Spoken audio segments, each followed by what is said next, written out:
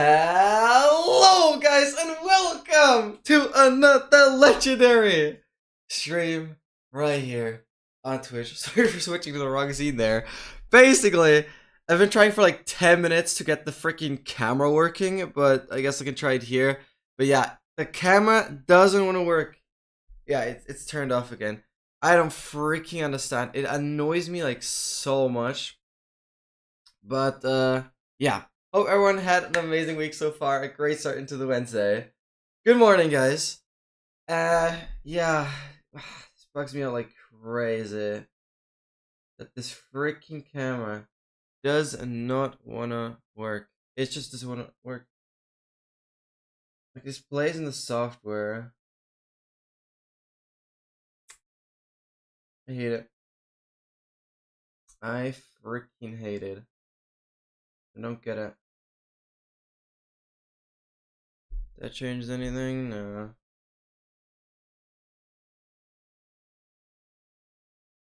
Yeah, whatever. So I don't understand. Dogmaster, welcome to the stream. Welcome. Hope you're having a fantastic Wednesday morning. Or I guess wait, no, it's later for you. It's definitely later for you.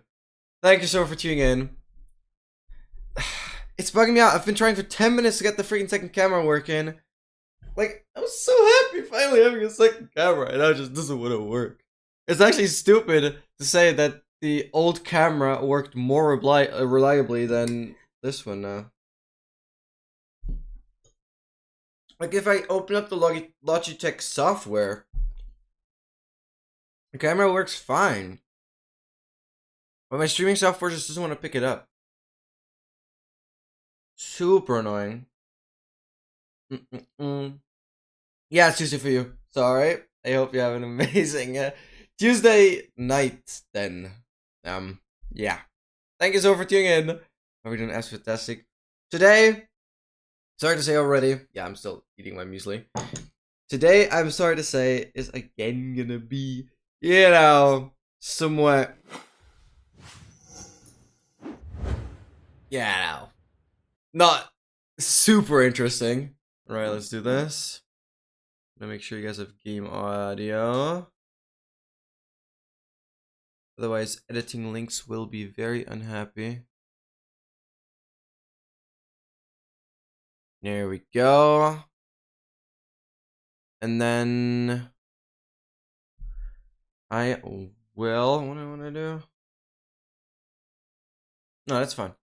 Perfect. Let's continue. But oh my days, I want to first have a look at the normal Netherite textures. We can switch out like midstream. Oh right, and my pickaxe durability. Oh boy, not the best.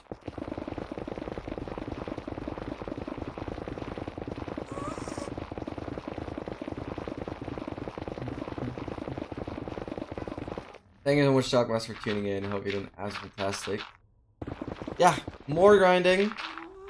I gotta end the stream right after 5 hours because I have to leave for driving lesson. We should be fine till then. I was afraid this is gonna make me so tired though. That's fine.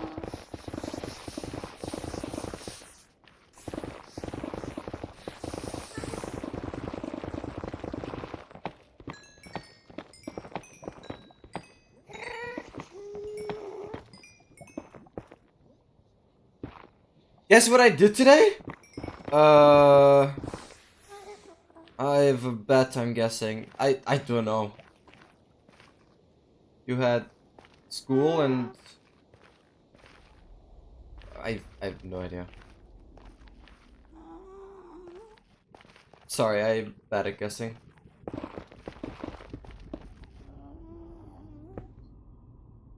It bugs me out so much that it's so unreliable with the new camera. Now, like, the streaming software had like an update, and it's, I feel like even worse now. Because with some fiddling around, I got it to work last time. No, it just doesn't work. Damn it. I want to do push-ups.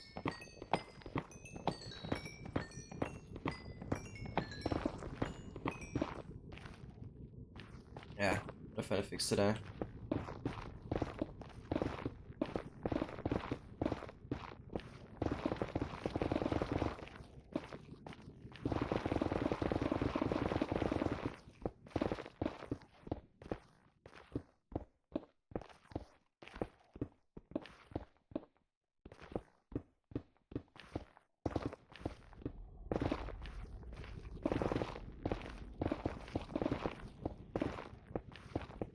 Master, I have no idea. You tell me. Sorry.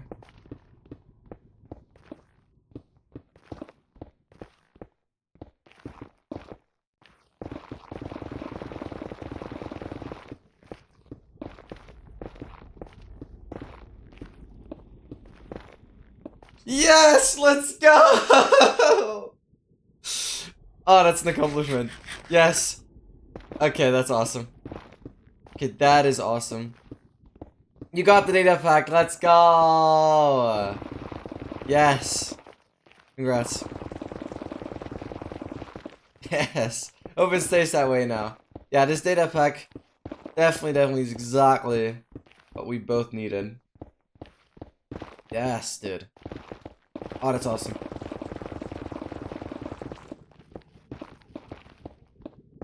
Come on. I need the quartz, but I need ancient debris. Yeah! That works.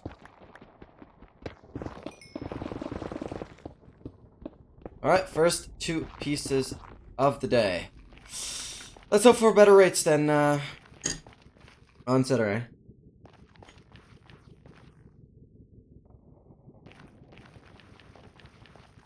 Yeah, we need 8 stacks and 9 in total here in the inventory.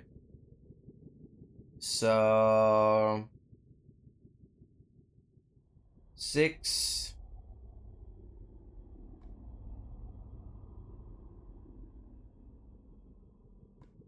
Boom, boom, boom.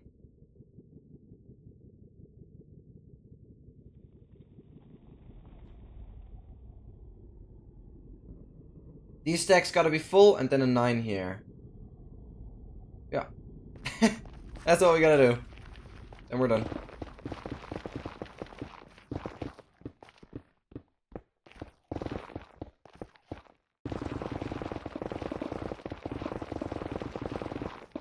This is the maddest freaking grind ever.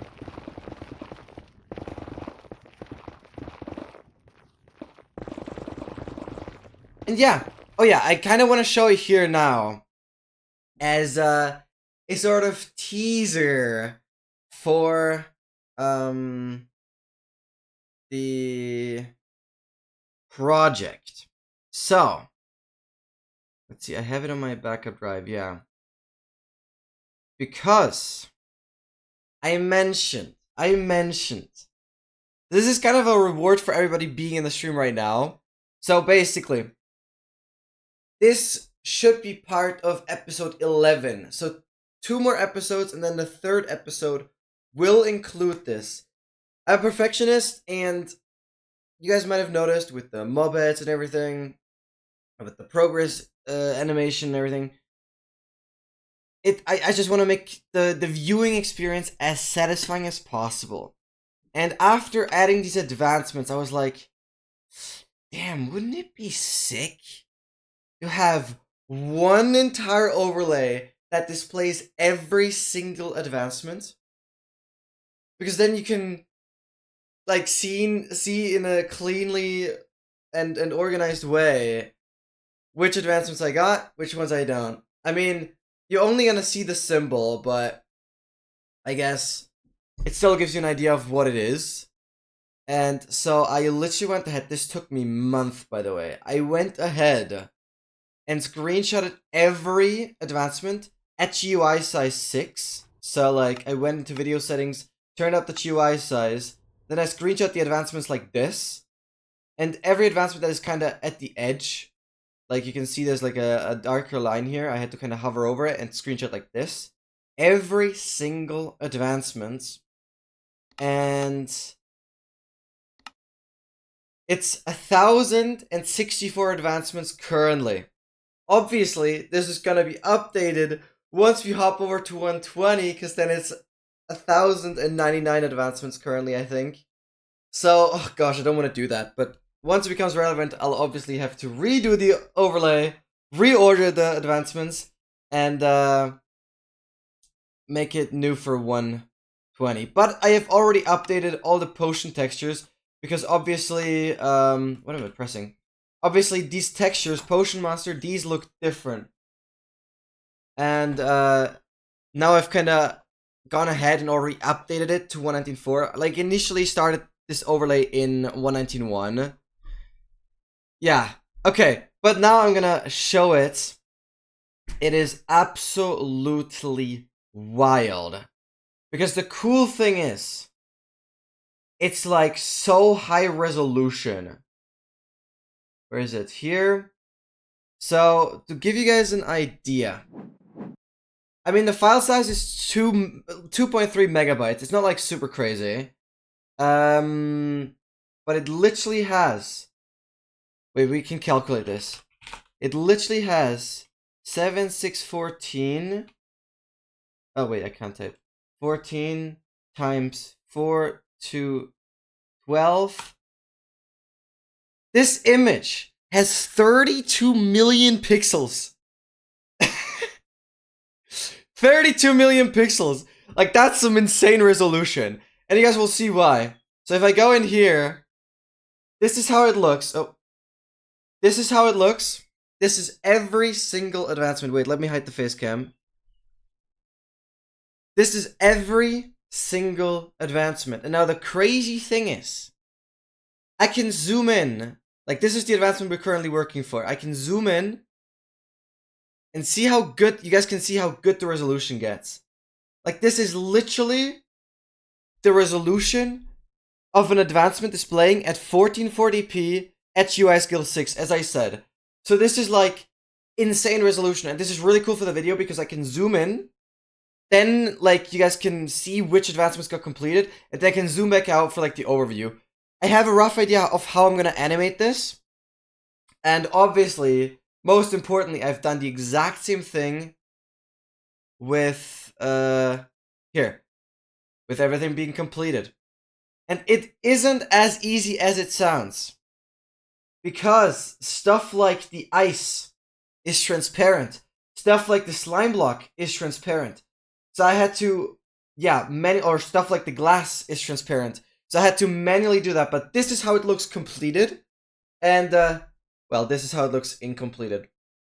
There was a lot of work going into this because I initially only screenshot the completed advancements, because some advancements are hidden as well. So I initially only screenshotted the hidden advancements and ended up recoloring every single advancement manually. Like, I put the white here, I put the lighter gray here, and I put the darker gray here. Manually for every single item. And as you guys can see, the potion colors are already updated to 119.4. These are like the current potion textures.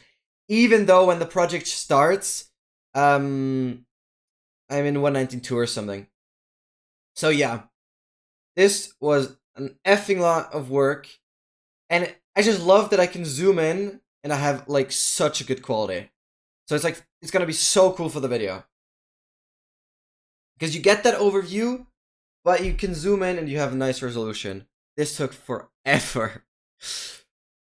I'm super happy to be done, and I guess it's just, you know, a little teaser for what is coming up. Fortunately not like super soon, but episode 11. I've planned it ahead, and episode 11 it will be. That's where we'll start using the data pack. Obviously for me it's gonna be another very, very tricky thing to, yeah, know exactly which advancement I have completed at every point in time of the video, but it shouldn't be too bad, because a lot of items will be completed till then, Especially mob heads are gonna be a lot less, so there's less to keep track of there. So overall, it makes lots of sense.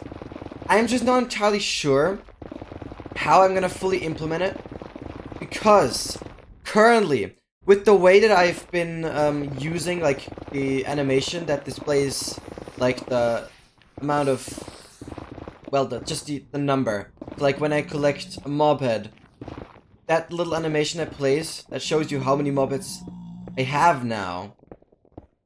I can't like do it that way with advancements, because I don't want the animation to be playing before I even get the advancement, right? Because that would spoil it. That would already spoil that I get the advancement a couple seconds ahead, or a couple frames ahead. So I have to, yeah, I'm not entirely sure how I'm gonna, or at least the timing of the animation. How it will look the best.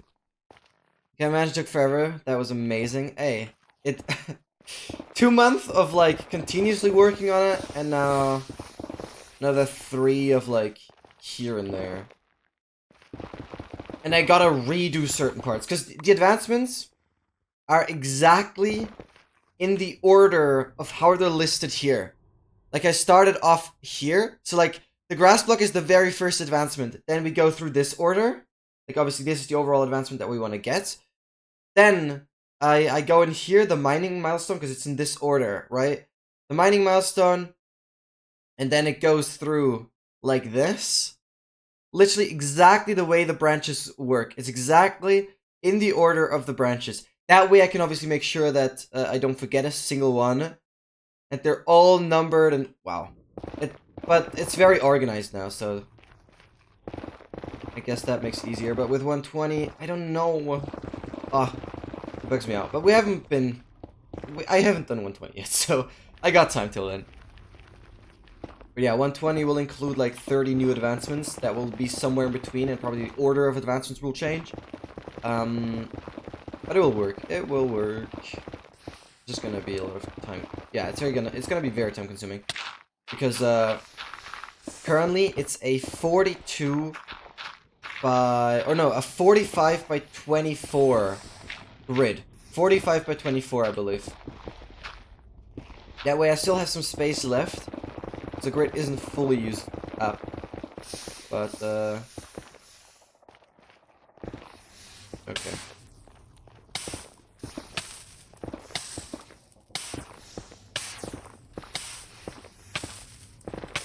Oh, there's actually engineering.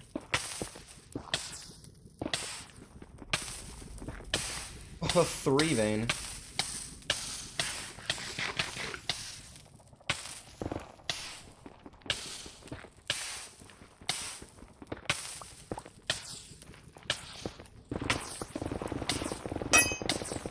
There we go, thanks for the ping, and now we gotta be really careful to just, yeah, switch between the quartz pickaxe, the miner pickaxe, to break the quartz, get the levels.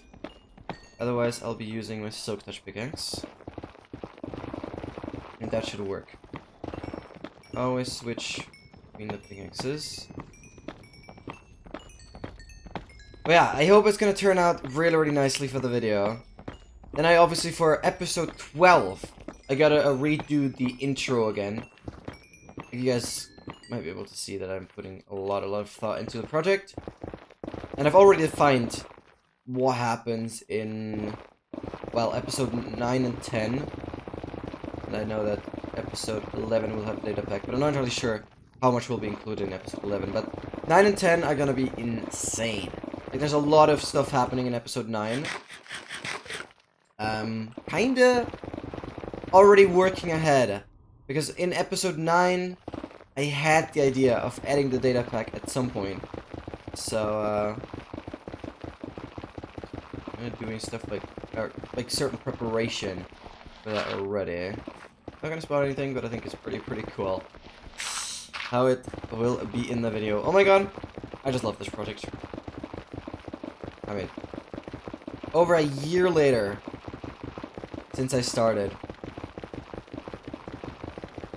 I'm still enjoying it as much, if not more, now that 8 parts of the episode or eight parts of the series are out already. Fun fact, one more part, and it's the longest series on my channel, because I guess Raft had 8 episodes. Currently it's tied, and once the ninth episode releases, it's gonna be the longest series that I've ever done on my channel. I mean, I've never really done any series of things, because it never really made that much sense. But now we have.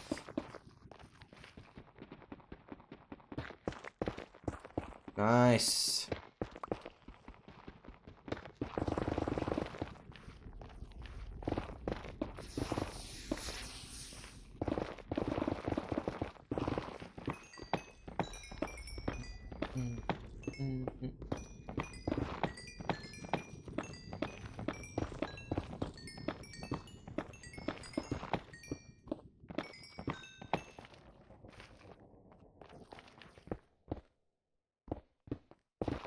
Alright, yeah, it's annoying that I have to consider every single quartz.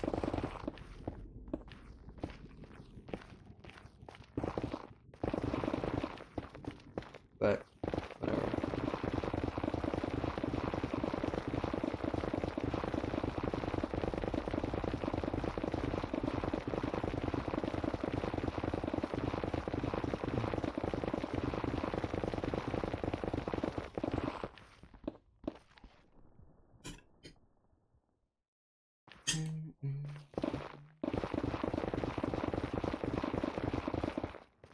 What, like 4 times what? Bruh. There's 2 parts in the episode that I really, really like. Thank you so much, Dogmaster, for that, by the way. Holy. Yeah, I appreciate that. Like, I understand when, like, for me, it's always just such a relief as well when an episode is done. And it's, like, such a cool moment. So, I usually watch every episode, like, twice or 3 times, because I'm just so proud of it. Might sound weird, but I guess it just makes sense. Annoyingly, I found another typo in the subtitles. Or I guess, because I'm using, obviously, after all this time editing, I have my I have my workflow. So I've made my own little presets for the subtitles and everything, obviously, to save a lot of time. And, basically, the preset of the subtitles says 2 tridents. Because that's, the very first kind of, or I guess the first episode of the project included me saying 2 tridents with, like, the blue subtitles. I used that as the preset since then. Like, I saved that exact configuration with it saying 2 tridents in all caps. Maybe you spot the mistake if you want to watch it again. But there's one time where the subtitles say 2 tridents because I forgot to change the contents of the subtitles.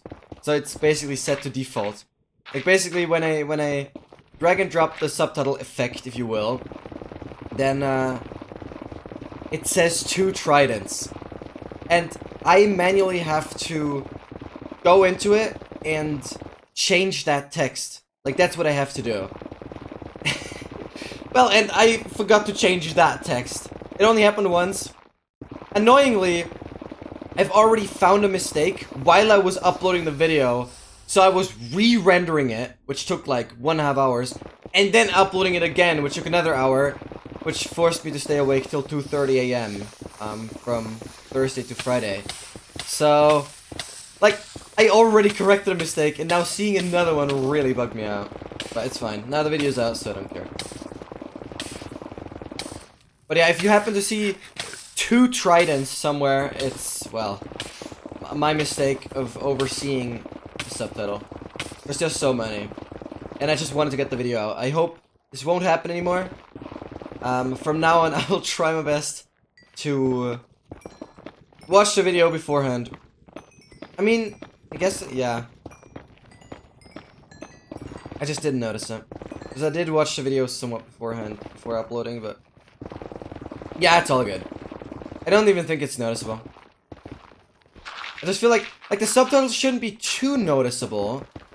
They're especially useful for like when you're watching the video without audio or when you like hover over the video. That's when the subtitles are really useful. And subtitles just amplify things I say. That's really the thing, and you don't have to like consciously read along the subtitles. It's more like your brain picks it up anyways. So, yeah. You might not even notice that.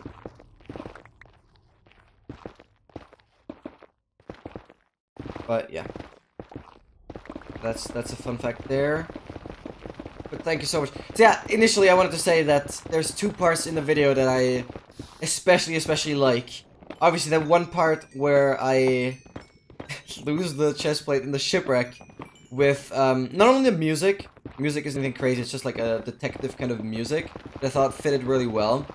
But the other thing is, you notice them down.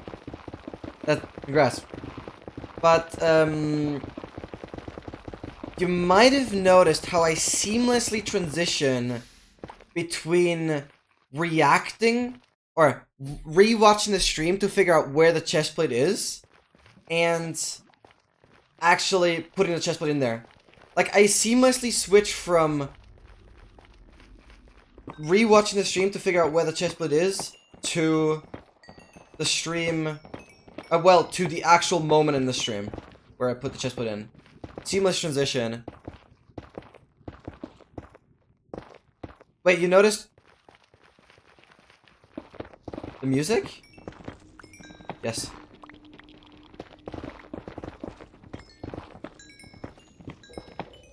Or the seamless transition, yeah, because that's really, really cool. And obviously, the montage at the end. Those two parts are like my favorite. Especially that seamless transition.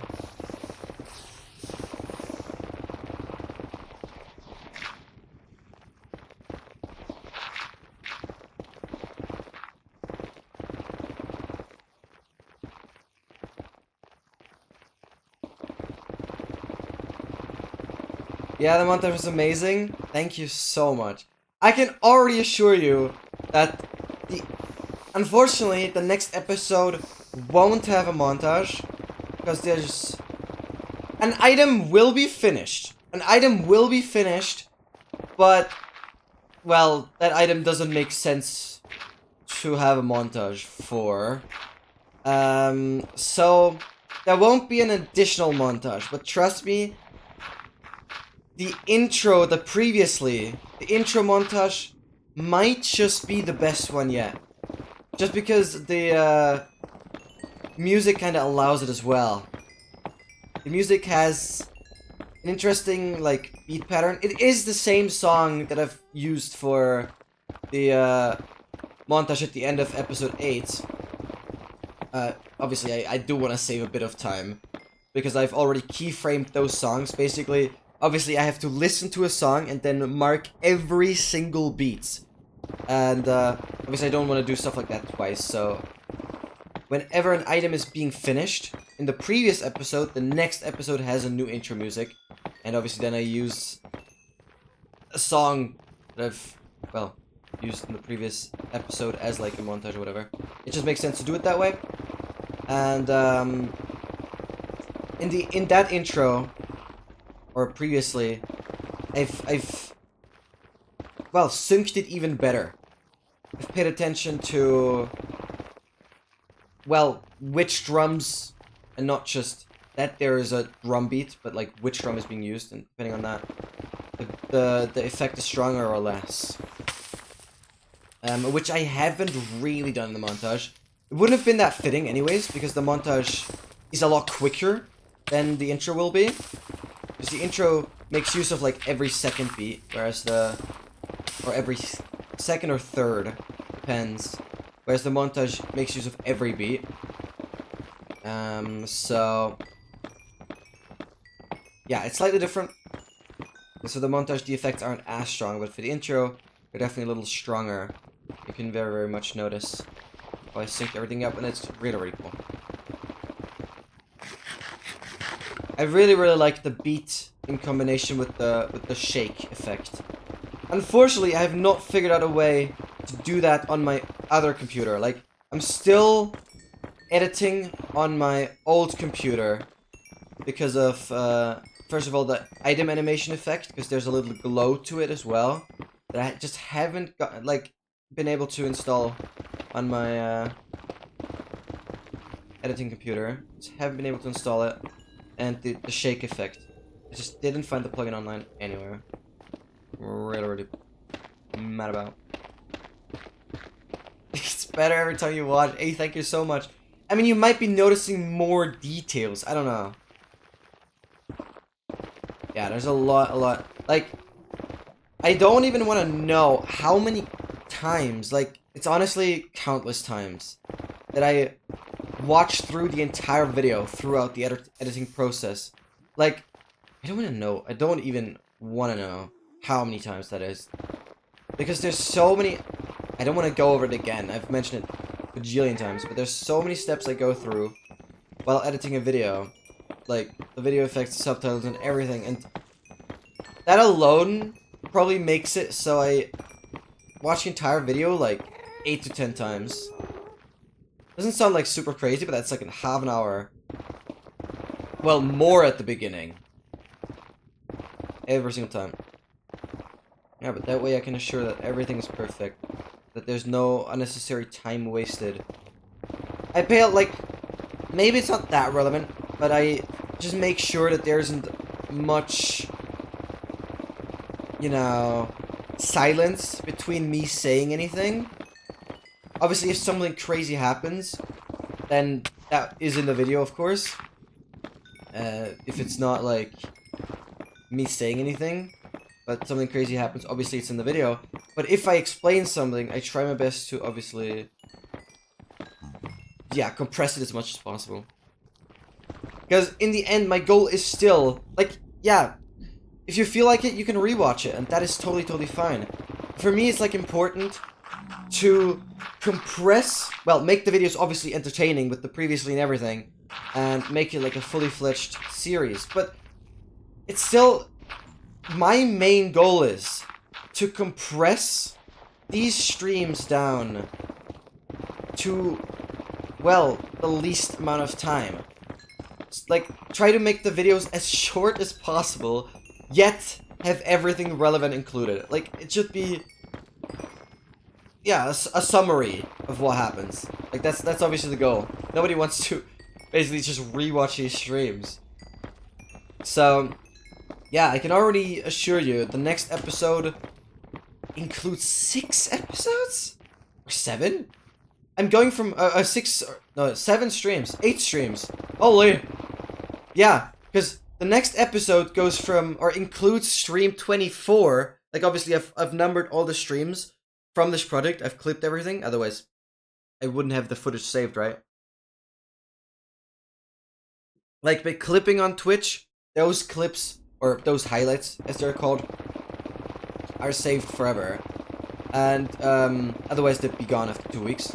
Like, a stream that I don't save is off the platform after 2 weeks. And obviously I have to save it, and I number every stream. So this is, I think, stream 76. So yeah, still a lot of catching up to do. But the next video literally includes end of stream 24 and goes all the way till, like, beginning of stream 31. So the next episode literally includes, like, 8 streams. Or, I guess, technically it's like 7 streams, but if you go off of the numbers, like, from the length, I guess it's like 7 streams. But if you go off of the numbers, it includes 24, 25, 26, 27, 28, 29, 30, and 31, which is 8 streams. So, I guess our another record-breaking episode. 8 full streams in the next episode. I guess, again, over 30 hours of footage. But luckily a lot of footage I can just easily cut away because of Ancient Bray. I know I could make, like, a cool Ancient Bray montage, but I feel like I want to save that time. And we had an Ancient Bray mining montage in episode 3, I believe? So, I think that's enough for now. I might be doing another Ancient Debris mining montage, or I probably will. Either for the 24-hour mining session, or once we get close to finishing the stack of netherite blocks, and obviously once the 6-tuple netherite beacon becomes relevant. So there's, I hate to say it, but there's gonna be so many more hours that we will have to spend underground in the nether farming Ancient Debris. This is definitely, even if we finish a stack, Future Link's gotta do so much more. It's gonna be wild, because we're farming a stack, and I need nearly 4 stacks. It's gonna be wild. I don't know why I'm doing this. It's not gonna be relevant anytime soon, though. But that's like the only times where I would consider doing another montage. Otherwise, Ancient Debris is so boring, and I don't want to really waste my time on it. Plus, it stretches out the video unnecessarily, so whenever I edit Ancient Debris, I more or less do a simple jump cut till I've done it. And that obviously gets rid of like 10, 11 hours of footage immediately. Right? That's really cool. I think that's approximately the time that I saved in that episode. Which is still 19 hours of footage. Roughly. That I have to compress down. That helps a lot. Like, I'm always super happy when I see that I was just mining Ancient Debris the entire stream. Because then it's like, I don't have to watch it. Nothing crazy happens. Unless I get an advancement. I gotta make sure. Oh gosh. Yeah, I guess I gotta pay attention to that. But it's not relevant yet. I haven't gotten any advancements. And I would notice that. Because whenever I paste the progress into the chat. Like, this is super relevant. Whenever I update the extract progress command. Whenever I update it. It's perfect, because while I'm editing, I can then see that something happened whenever I paste the progress in. It's super useful, because the chat, you might have noticed, doesn't show Stream Elements message. You can only see the Stream Elements message in the actual chat, but the stream chat, or the stream chat overlay in the stream doesn't show any messages from bots. So you might notice that the Stream Elements bot is not showing up ever. So me pasting in the progress is super useful. I'm not doing it right now because that would defeat the purpose. But when something crazy happens or something relevant and I update the progress like I usually do with the edit command thing, then I can see that in the video that I updated it, and it's perfect for me to keep track of, yeah, progress, obviously. So it's all coming together very nicely. So for me, it's crucial that I paste in the command through the stream chat, because then while editing, I can see that progress has happened. What's my sneak time? We can quickly look at the statistics. Distance crouched. Oh wait, that's not the time though. Distance crouched 100 kilometers. Distance sprinted nearly 500,000 blocks. There is a hidden advancement in this advancement pack to where I have to reach 1,000,000 blocks walked. We are getting there. We're getting there. We got a lot of distance through farming the diamond ore, like literally 250 kilometers. So we're getting good there. Time played. Time slept in the bed. Oh, but there's no time sneaked. Unfortunately. I can only tell you the distance. I can only tell you the distance, 100 kilometers. Unfortunately, there's no time.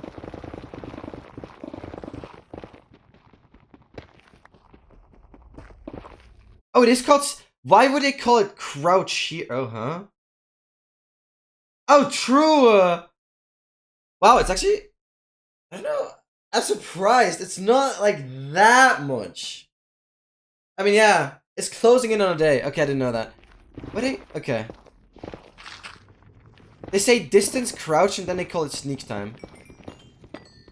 I guess they don't call it time crouch. Okay, that's a bit confusing, but whatever. Yo, what? You have more than I do. Okay, that's crazy. But that really depends on your playstyle. I barely crouch. I usually just walk slowly if there's like an edge. I guess my movement is good enough, I don't know. I barely crouch. Because also, when I played Ancient Cities, obviously, most of the time I had the Warden Protection active. And when I played Ancient City without the Warden Protection, I didn't crouch either. I was just looting the chests and escaping before the Warden could do anything. So I barely crouch. Alright, pickaxe is already filling up again. Wow. I didn't even notice my pickaxe was on such good durability.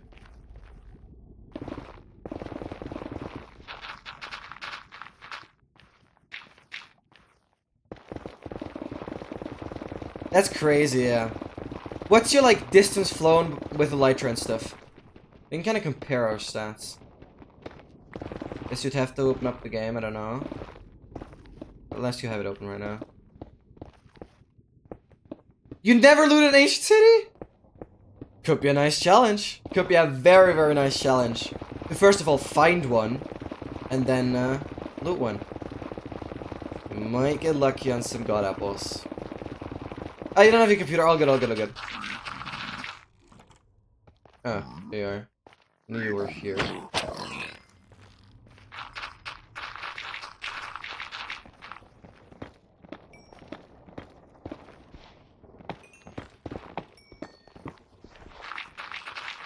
Alright, we don't need to collect the gold. We have plenty currently. Alright, gravel being annoying. Nothing behind there. And fun fact, if you guys check in the top left, my facecam should be covering it. The maximum speed I can go at, yet still be able to insta-mine 5 layers of netherrack. Like, this is 5 layers, or 5 blocks backwards.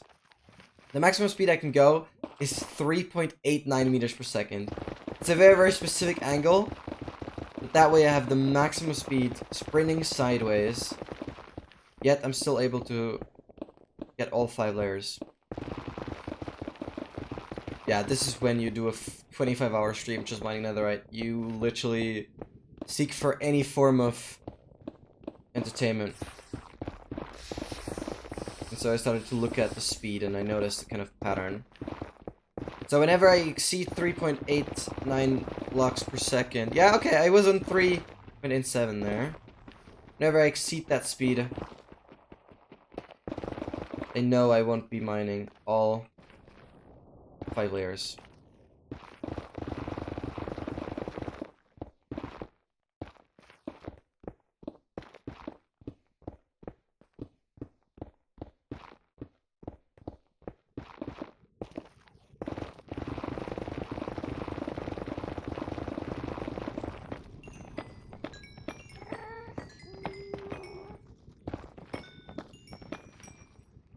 I do know I just made it to 1,000 days. Yo, let's go! And I have 170k stone mined. Bro, okay, those statistics are insane, obviously, for me as well. Because of mining ancient debris and because of farming diamond ore. So... But dude, 170k? That's crazy. I just love the fact that I have nearly 34,000 skulk mined. Because in the ancient cities, I just... Or while finding the ancient cities, I just destroyed skulk all over the place. To get levels. I just instant mine with the hoe the entire time. And 90,000 deep slate is also insane. 77,000 gravel. Obviously all these blocks. Okay, andesite we got the most, then granite, and then diorite. But those are very close. Yeah. But we're easily gonna hit 3 million netherrack mined. If not more, 3.5 million. Easily. Once I'm like actually done with the full sextuple netherite beacon. But before we do that, I want to tackle the advancement pack a little more. Even though I am thinking about just continuously mining netherite whenever, you know, a thunder happened or something. Or I'm not specifically working on advancement, or it just makes sense. Because, I don't think I want to be doing all those blocks all at once. So... Wait, what have I done? Can I continue here? My brain got confused.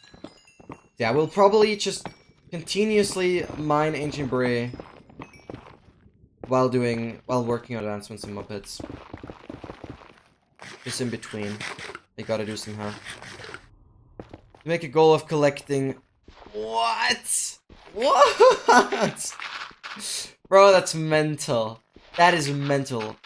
Like, not just mining that much, but collecting it. Well, that's cool.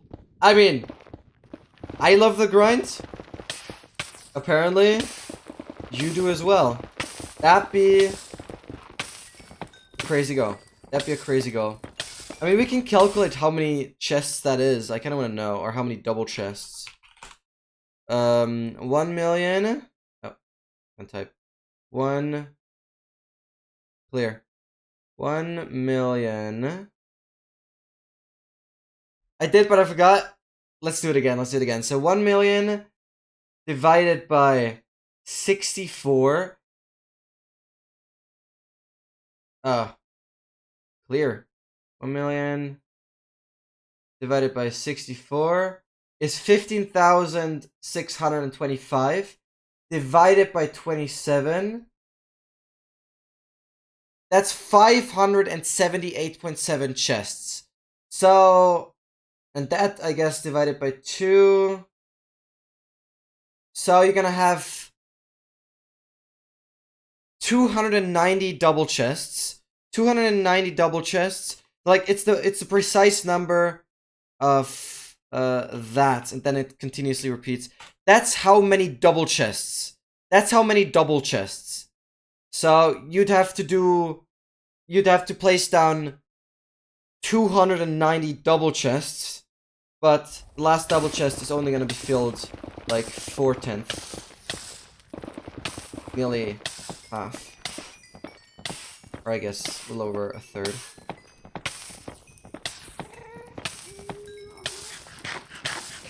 That's so many double chests. Holy.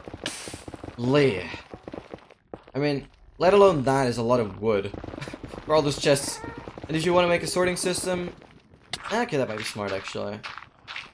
Just like one hopper where you drop it all in. That'd be kind of cool actually. One hopper where you drop in all the stone to then have it automatically be distributed to all the chests. Like one chest gets filled up, and then the items get transported to the next one, and so on and so on and so on. That'd be really cool. The room decorated to stone, yeah. Holy. Guess you gotta find like a good way of organizing those chests so it doesn't take up too much space. Yet they're like all accessible. Do you have any plans for what you want to do with that amount of stone? I better hope you have a haste 2 beacon. Because otherwise that's gonna be a pain.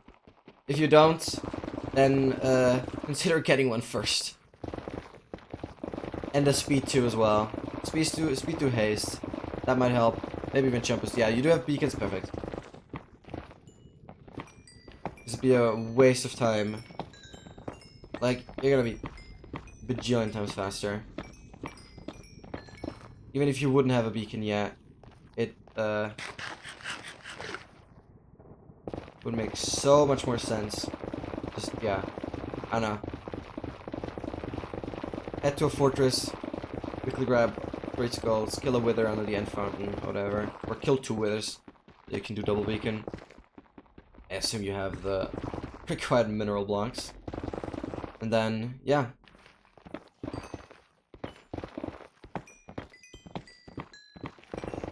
Get mining. 1 million is a lot. Like, I just know it from all the netherite. That's crazy. But after all that time that I've looked for the diamond ore, little over 200k. And you're doing that 5 times? I mean, yeah, it's very, very doable. Like, it's not an impossible challenge. If you set 10 million, it's gonna take you a month. But like, 1 million is actually doable, but it's crazy. It's actually crazy.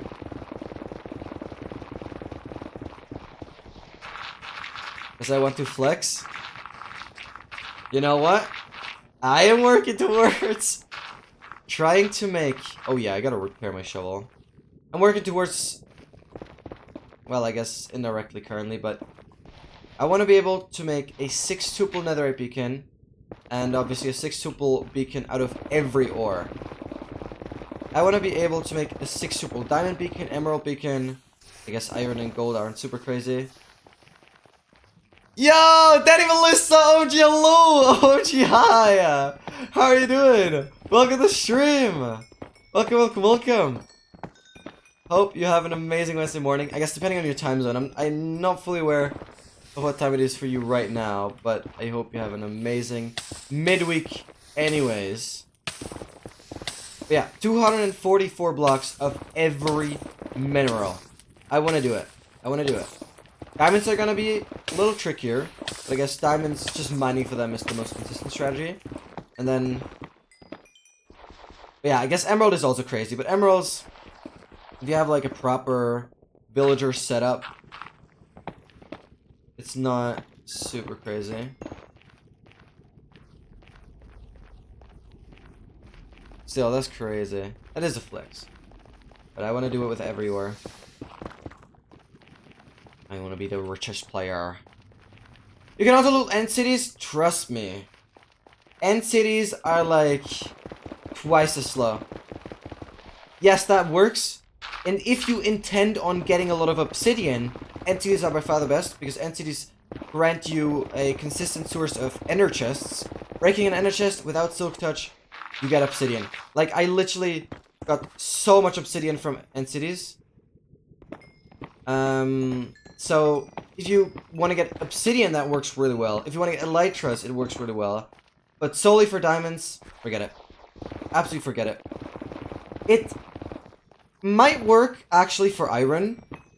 But that's really it. Iron and gold. Iron and gold. Iron and gold are, like, consistent enough. But emeralds and diamonds, you get, like, pretty much no emeralds from end cities. Like, really rare. Like, I've spent a lot of time in the end already, farming a stack of dragon heads, obviously. You guys can see that video. It's already up on YouTube. But, just strip mine it on height 60. Literally, strip mining is still overall faster than looking for big caves. Strip mine at height -60, like the player being at -60. That way you don't have any bedrock in the way. And, it might just be... Actually, I don't think you're actually digging below the main height of where lava lakes generate, so I don't even think you have an issue with those. Like, you should be chilling more or less. You might have some caves where lava might be flowing down, but like, lava flows so slowly in the overworld anyways, like, nothing to worry about, really. But yeah, strip mining -60 overworld makes the most sense, for sure, for sure. By far the most consistent strategy. Left for so much, but I came back. Thank you so much. Thank you so much. I have 3 shulkers full. Okay. Yeah, okay. Then I'm not. Yeah, then definitely go strip mining. Then definitely go strip mining. That's insane. You mined the pillar! Oh my god. Like, 1 pillar or many pillars? Or all of them? That's really impressive. That's literally something I would do. Like, no joke. That's something I would do. Just because it's grindy.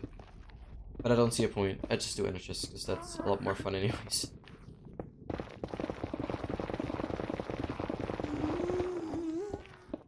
Plus, it's a little more interesting with, like, a shulker shooting you here and there. Thinking, like, its bullets are super dangerous.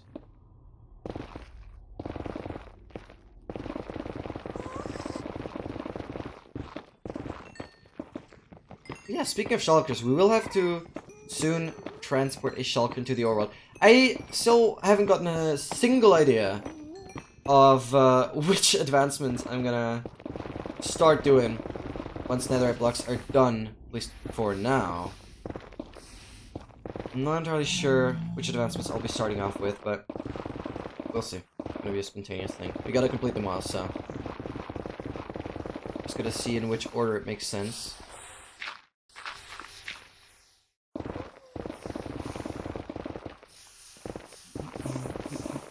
Guys, make sure to stay hydrated.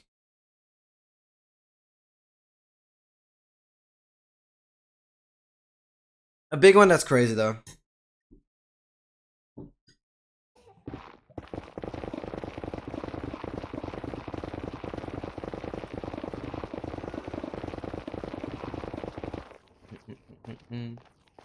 So Danny, Melissa, how has your day been so far? Hope you're doing absolutely amazing. Thanks so much for tuning in. Nice to see you again. Very nice to see you again.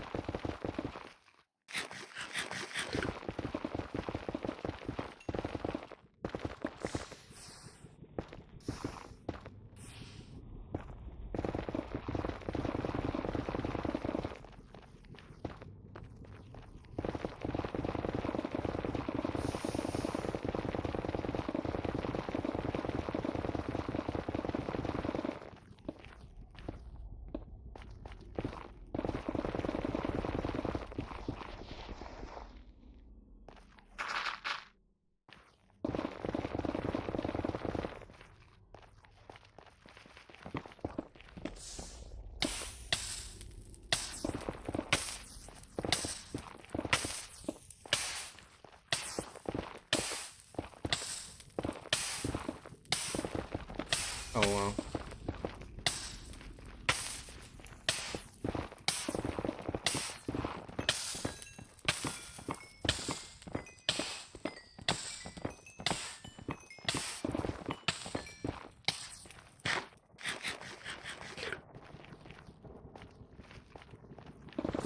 Oh right, there was a lot of lava. I shouldn't have done that.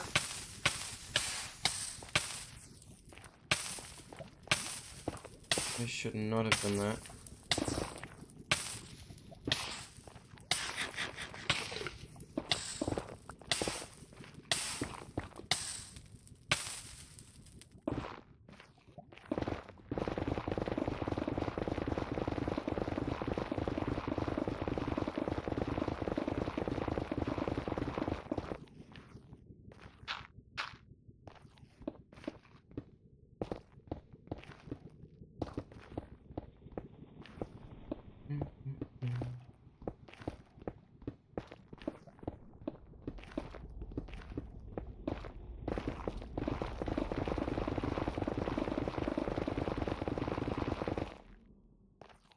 Have we? Okay, yeah, we can complete the second stack. Nice. Huge.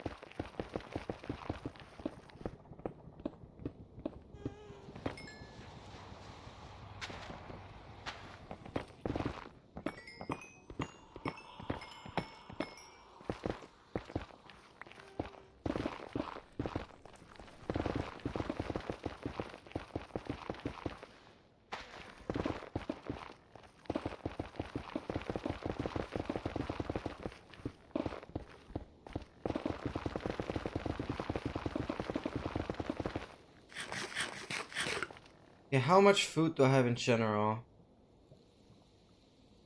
Okay, I have some pumpkin pie. But not like the world. But it should be enough for time being down here. I hope.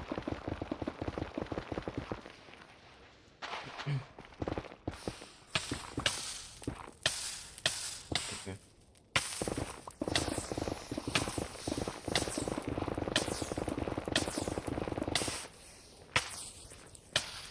My food shulker is blue? No. My blue shulker box has all the, well, main minerals, including the netherite blocks. Then we have the... well, I have two shulker boxes, okay? I have two yellow ones, I mean. One yellow one is, like, important consumables, I would say. Yeah, I mean, it says consumables. So, like, this is my main food shulker box. You can see there's some other food-related items. Or, I guess, animal-related items. We also have potions. We have the saddle in here, we have the pumpkin in here, we have the slime blocks in here. The scoots and the turtle eggs. And then I have another yellow one, which has the mob drops, right? 4 stacks of blaze rods, some ender pearls, a lot of gunpowder. That gunpowder is just for backup if I'm running out of rockets completely. And then the red one is the main one that just has either tools or just other resources that I need frequently. So now in this case, the red one has the, well, I guess, sugarcane for paper, some more gunpowder for rockets.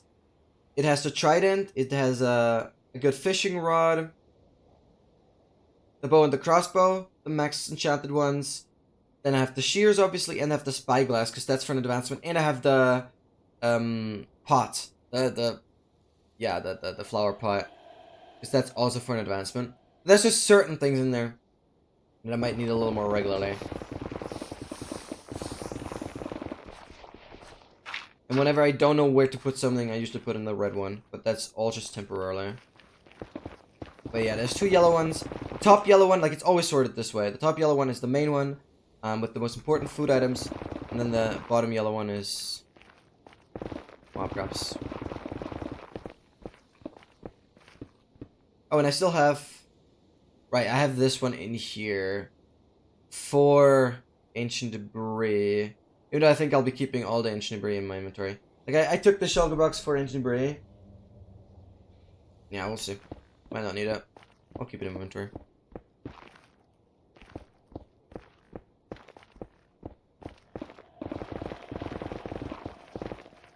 Yeah, that doesn't look as clean. I'm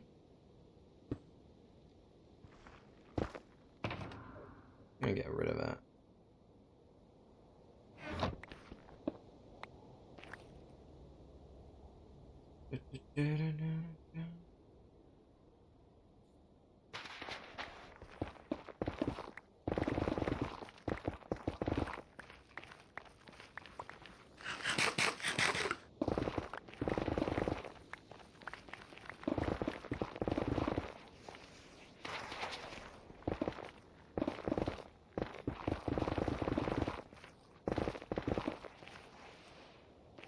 I'm just gonna switch like this.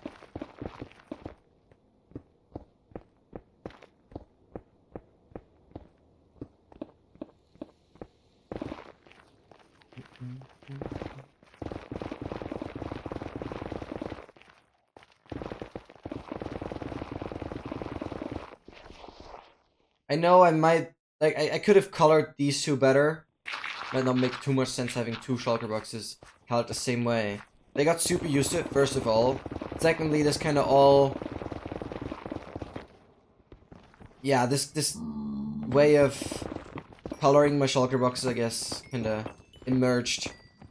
It has its origin when I did, from when I did the all advancement speedruns. I kind of got used to these colors, because the flowers aren't, like, super expensive to get. The colors aren't super expensive to get. And so... yeah. It all came along this way. And in my all advancement speedruns, I obviously had one yellow shulker box for mob drops and consumables. Like, kind of these two shulkers were combined, but for such a long-term project like this one, it ended up being separated. So I have 2 shulker boxes. Not the same way, because the functionality is, I guess, similar enough. But it used to be the same shulker box. But yeah.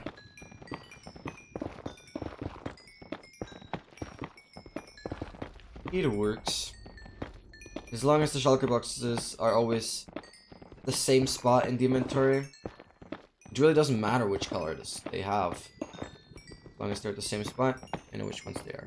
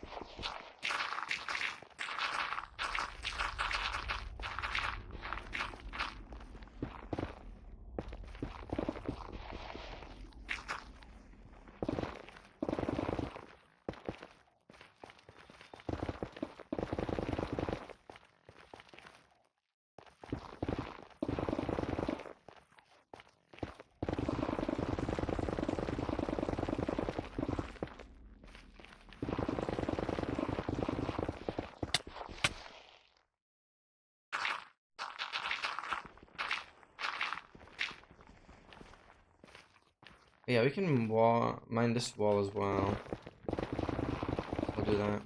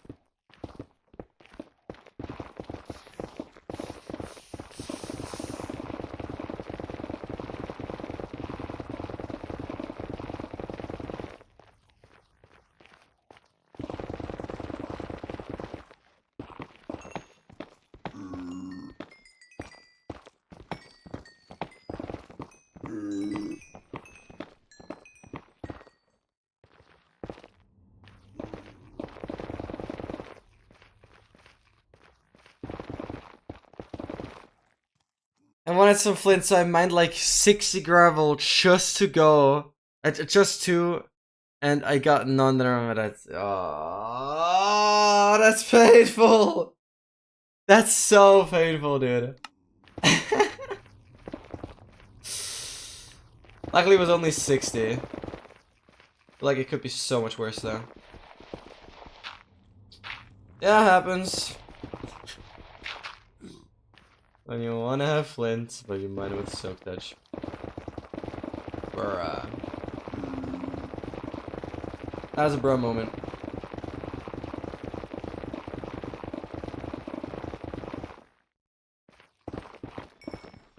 What's like the craziest things you've done in your world so far? Like 1,000 days seems like quite a bit.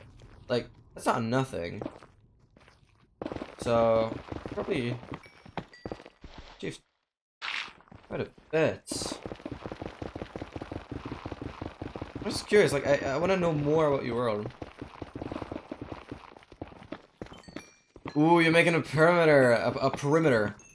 A perimeter? No, perimeter. That's...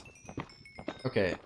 Sounds like it could go well along with mining 1,000,000 stone. I guess. Might go hand in hand with that. Alright, there was lava there.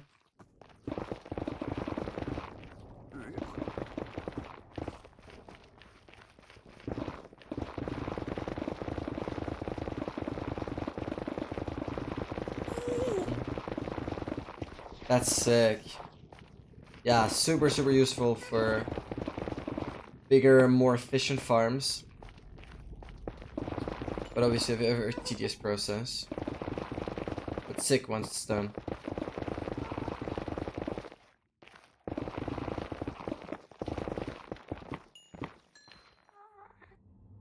Oh, you wanna... Oh my... Okay. Why don't do that, like... Why not do that... alongside it? I mean, sure. I guess... You can have a better look at... how much 1,000,000 stone actually is. If you have, like, a big open space. I guess that's cool. If you, like... Okay, I guess, yeah, that's cool. When you're able to see exactly how much 1,000,000 stone actually is.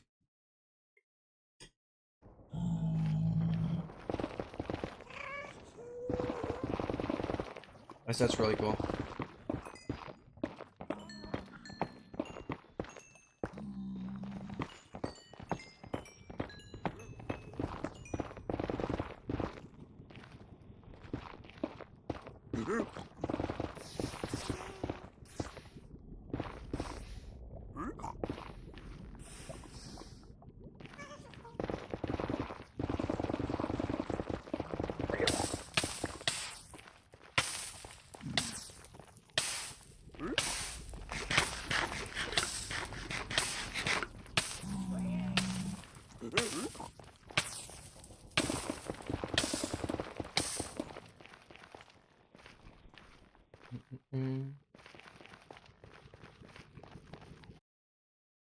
Well, because, yeah, starting out was pretty new to Minecraft, so it took a while.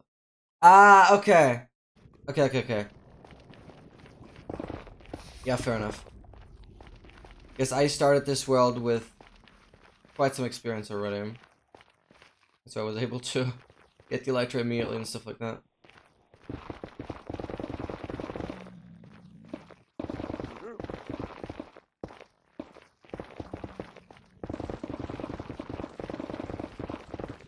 I mean, in total, this is my 5th ever hardcore world I've ever started. And I guess the first 4 lasted like... Or the first 3 lasted like an hour at most. The 4th one, like 3 hours. And well, the 5th one is this one. I'm bad at hardcore. I mean, it's just game knowledge at some point. I thought I was bad at the game, but I mean, I just improved and I got better with speedrunning. I got mechanically better. I got more game knowledge, and so I ended up deciding, hey, let's do it. Just experience. You'll get better and better and better. But playing hardcore is nothing different from playing on hard mode. Like literally. That's all it is.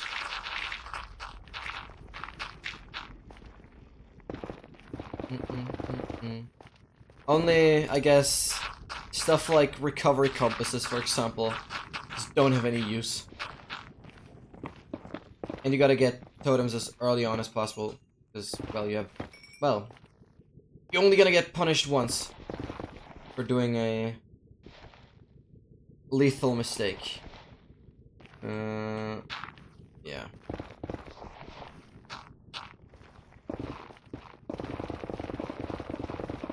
For making a lethal mistake.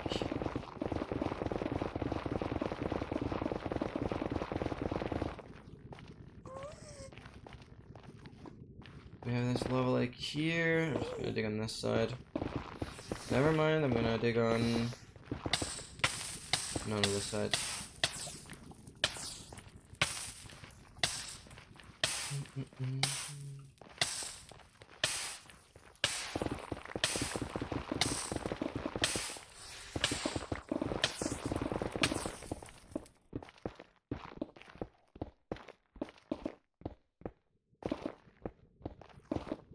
I mean, there's no such thing as being bad at something, it's just inexperience, maybe. Especially if you started off on a world with, like, no experience. Yeah, I guess it is a different story, starting off on a world with no experience, compared to starting off on a world with plenty of experience already. Because obviously, I knew I wanted to have totems super early on, which you might not think of right off the bat when you're starting, like, more inexperienced, I guess. You might die at first, but that's like, you know, as long as you're not playing hardcore. Who really minds? Might be annoying, but yeah. And also stuff like getting shulker boxes, getting an ender chest early on, to be able to just access kind of a second inventory, a second way of storage, second form of storage.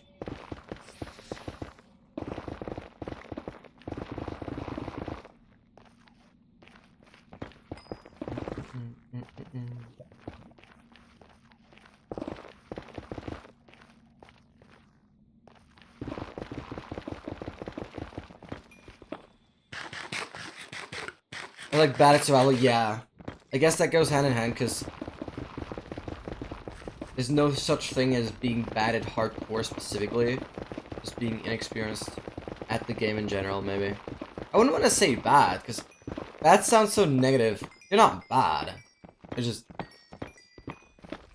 well, I haven't spent that much time, maybe.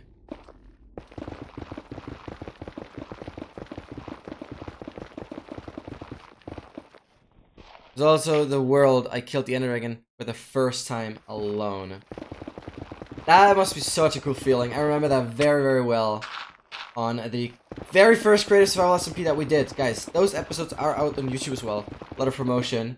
Unfortunately, I never uploaded the second, second season. Second chapter. The second SMP that we did. But yeah, I also killed the Ender Dragon for the first time. There, but I guess it wasn't on my own. It wasn't on my own.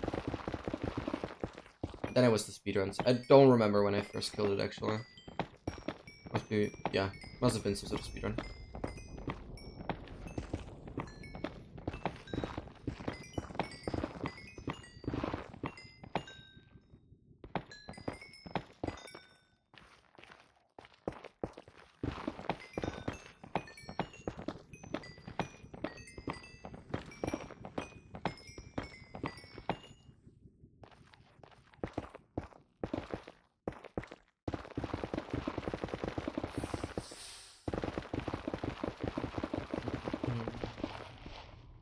Finally. There's one. Guess so.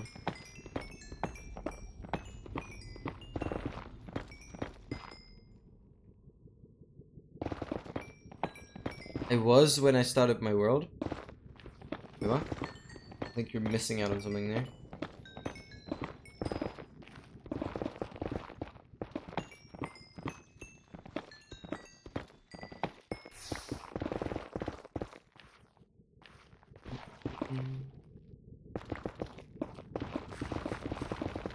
The fireworks after? I believe you. Oh, you were alone when you started the world. Oh, you're referring to that. Wait, are you playing with somebody else now? Dude, that's cool. I should have kind of done fireworks for day 1000, but I guess it didn't really bother. Because I just wanted to grind. Would have been cool though. It's maybe for 2000 days. We're already on 1200.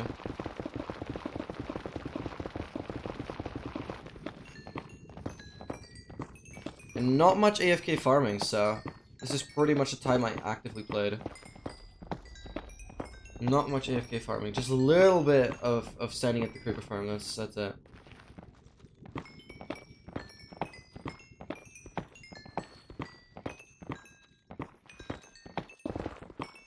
That was literally only a couple hours. No, just you? Oh, okay. Okay. Alright, that was a bit confusing, I guess.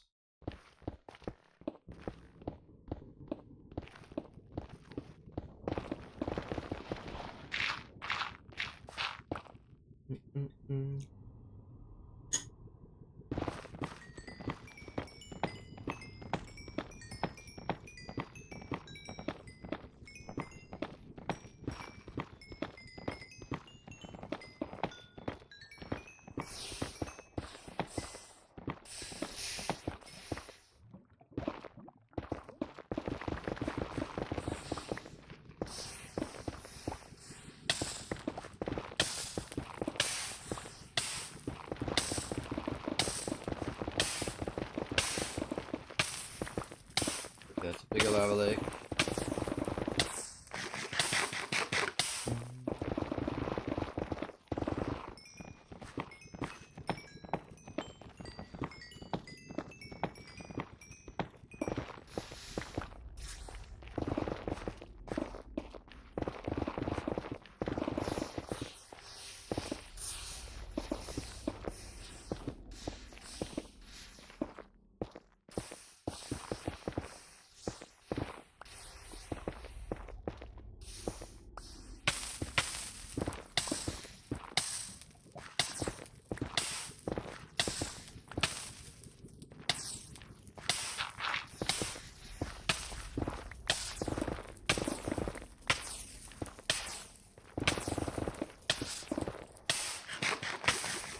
I'm running low on carrots.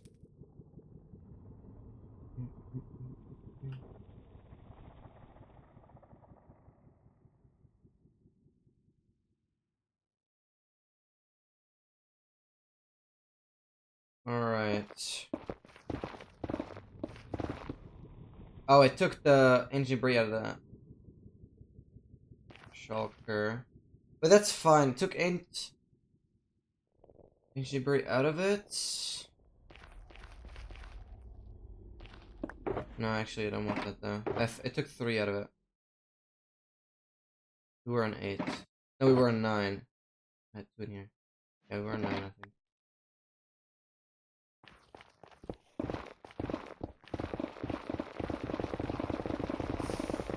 Oh my god. Joanne! Yo, welcome to the stream. Good morning! How are you doing? Welcome to the stream. Joanne, thank you so much for tuning in. Hope you're having a fantastic Wednesday morning. Welcome. Every single time I scare myself. But that is good, because that means some rewards are working. Definitely. What isn't working, unfortunately, is my second camera. I don't freaking get it. Why OBS doesn't wanna all of a sudden show any image. Really annoying. Second camera just doesn't want to work. Well, thank you so much, Sean, for tuning in. How was your Wednesday so far? Good morning. Thank you so much.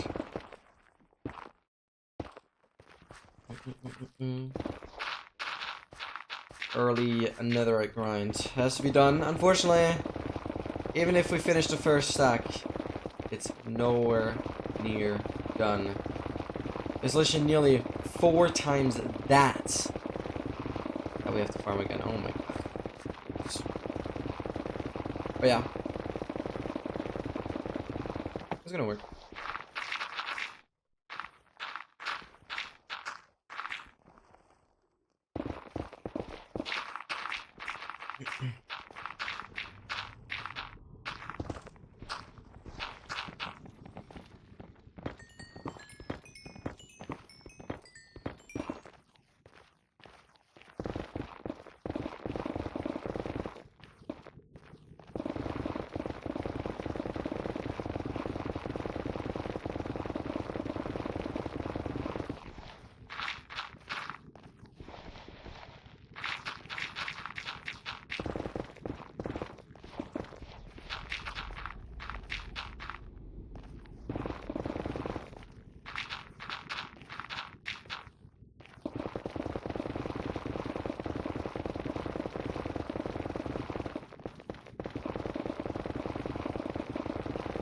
I'm okay?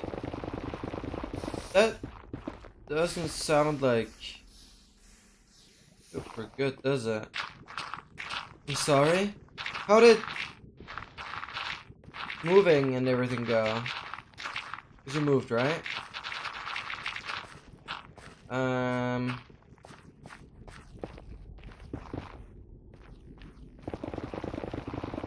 Hope you're healthy still. I'm sorry.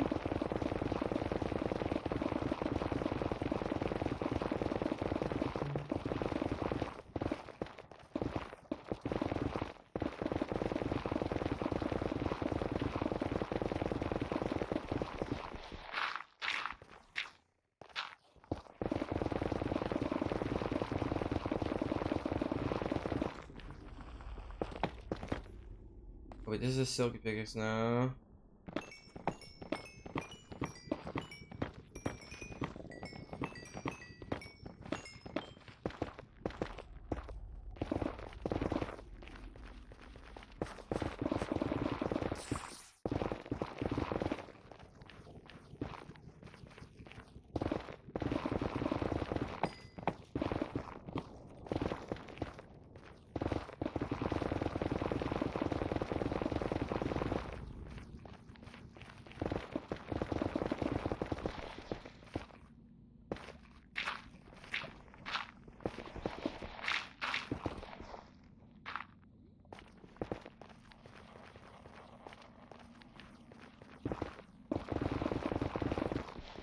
Moving went decent. It was tough because it's on the 3rd floor with no lift. But I'm sad because we might lose one of our... No. Another one? No. No. You lost one already. Is it sick or something?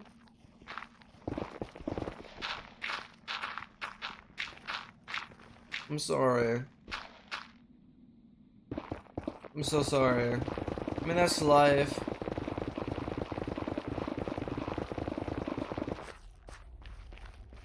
That's life. I mean, I hope it's not gonna happen anytime soon. Praying.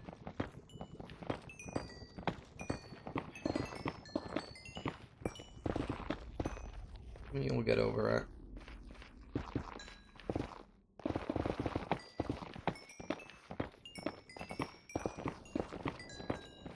Please not. Please not. Please not.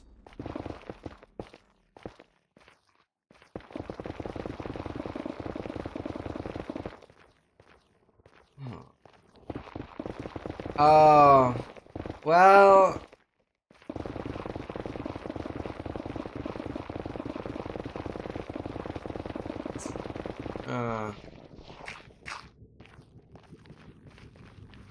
In that case, it's like...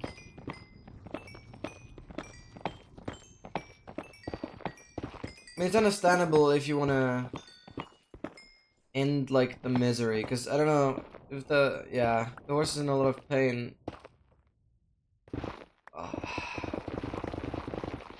So no way to help? Or I guess, yeah. Some sort of surgery might be too expensive. I don't know how it works with horses, to be honest. Probably too difficult and probably too little we know. I don't know. Probably super expensive as well. I don't freaking know. But I guess it's still...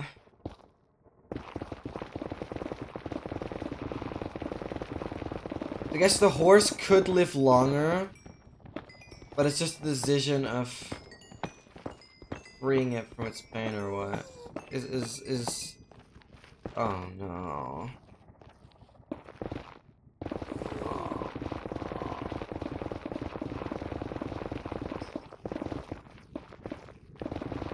I'm sorry, Chan. But that is life. It's unfortunate. But is that more like a kind of issue that horse had since it was born? Or is it like... did some sort of injury happen?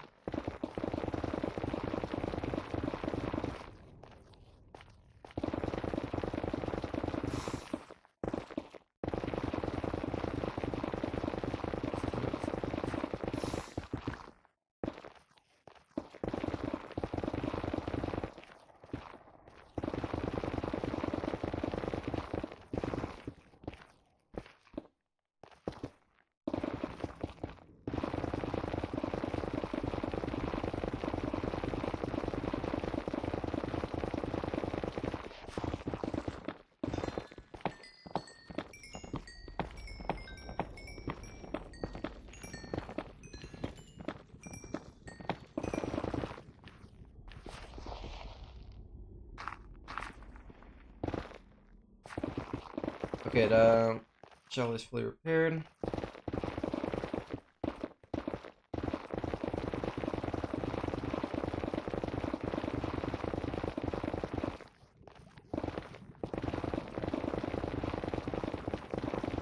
Finally. Ages and just one.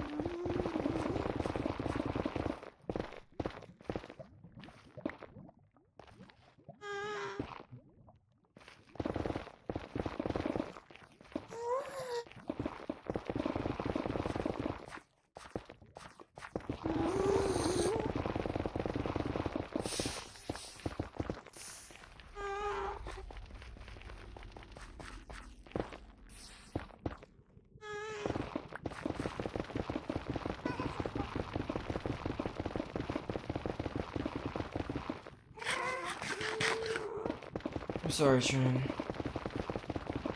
Yo, Reflex, welcome to the stream. Yeah, here first. Yeah, definitely. Congratulations on being first. Welcome to the stream. Good morning. Hope you have a fantastic Wednesday morning. How are you doing? Welcome, welcome. Only for 1 or 2 minutes. All good, all good. Hey, thank you so much for being here now. Thank you so much for Reflex. Okay. His inner leg locks up and he's in immense amount of pain whenever he tries to get up. Oh. He lies down more and more because of his front leg. Oh. Also having joint issues. So he can't even stand up properly. Oh no.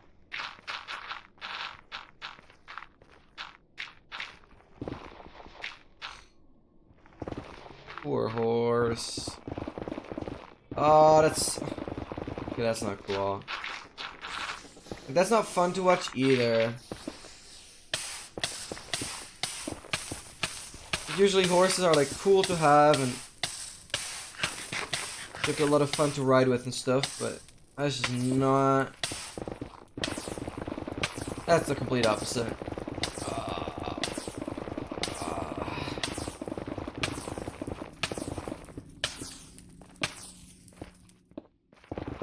What's happening today's stream? Not much more than what you're seeing right now. Sorry, Reflex. It gotta be done. Unfortunately, even if I have the stack of blocks done, it's not gonna be done anytime soon. I mean, I will be focusing on, well, the advancements and the mob heads. Mainly. Obviously. But I will still try my best to do some ancient debris mining here and there. Because we nearly need 4 stacks. We need nearly 4 stacks of ancient debris. So yeah, even if we have the first stack done, we gotta do that nearly 4 more times. That's close to 8,000 debris, or over 8,000 debris I actually think. Oh my god. That's just mental. Eyes a bit blurry, so I didn't even see. Yeah, that's my netherite mining. We gotta do a lot. We gotta do a lot. So basically, for right now, hopefully we'll get it done on Saturday. For right now, I gotta finish 8 stacks and have 9 here. 8 stacks and 9. That's the goal. Alright guys, I'll quickly go to the bathroom. I think that's more than a bit. Tripping. But anyway, are you leaving now? If you're leaving already. Yeah. It's good to be in the stream for the bit, then. Okay. I can be awake. Oh, fair enough. Fair enough, fair enough. But yeah, gotta go. Adios. Reflex, thank you so much for quickly tuning in. It was a pleasure having you here. Thank you so much. Have a great Wednesday. Thank you, thank you, thank you. I guess I'll quickly go to the bathroom. Thank you so much, Reflex. I wish you an amazing Wednesday. See you later, stream. See you later, Reflex. Peace out.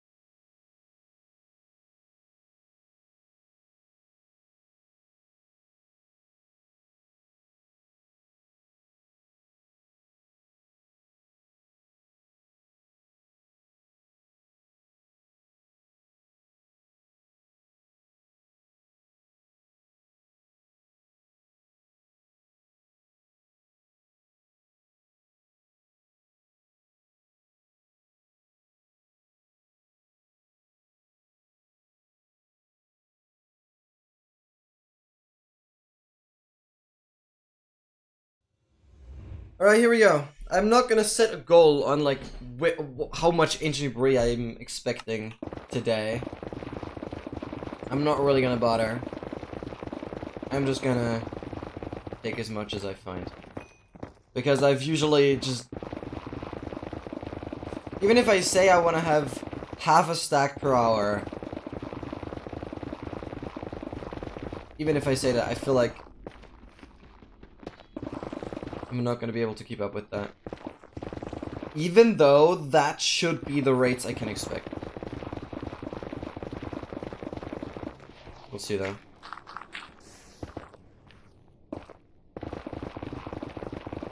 Wait, I'm going to put that in the oven again.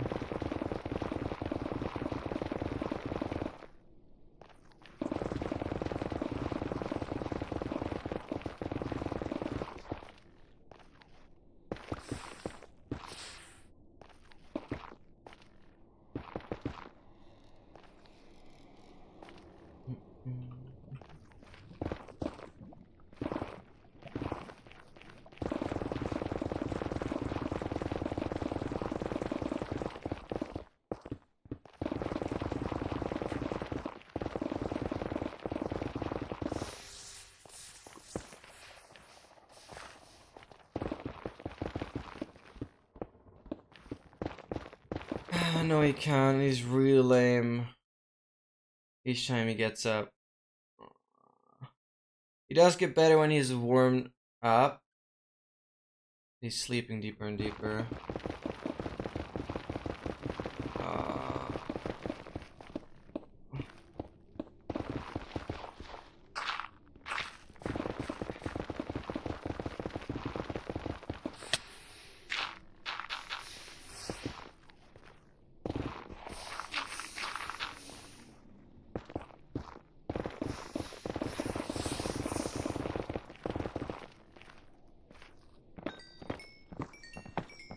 It's so sad.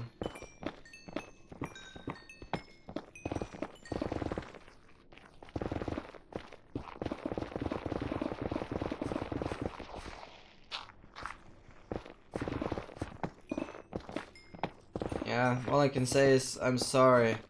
I wish there was anything I could do, but not only are you too far away, nor do I have the knowledge, nor do I even know if there's, I don't know, if a surgery like that is even possible.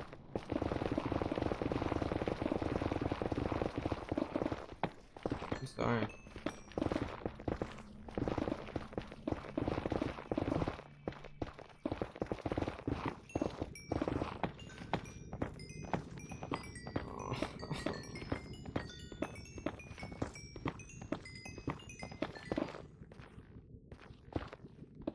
It's just the worst seeing how somebody's suffering.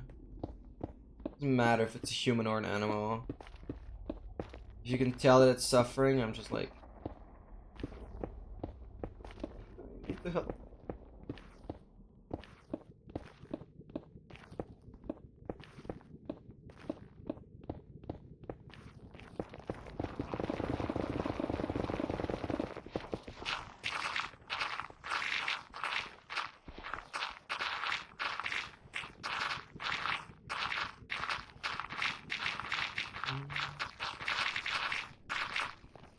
Wait, I could just go here.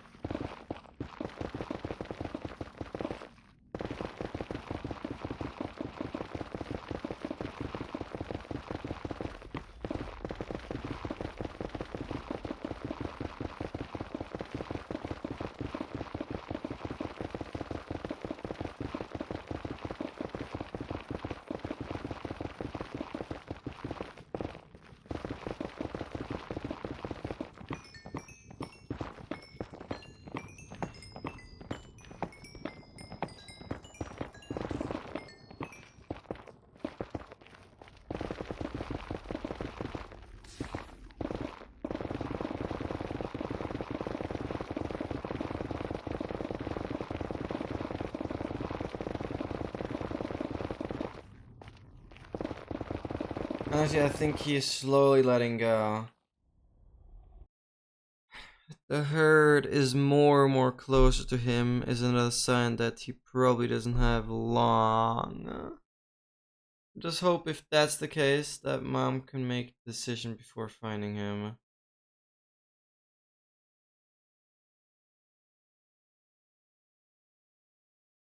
Mom can make the decision. Wait, what do you mean by that? You mean... Sorry if I have to ask about this. You mean your mom or like a horse's mom? I'm not taking this out of context here.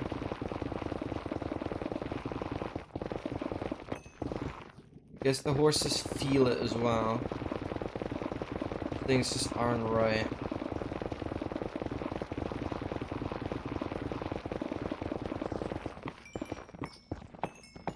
Oh my god. That must be so crazy if you're like there in person, witnessing the entire thing kind of unfolding over such a long time period, seeing how things get worse and worse and worse. It's not good. Oh, that, yeah, okay.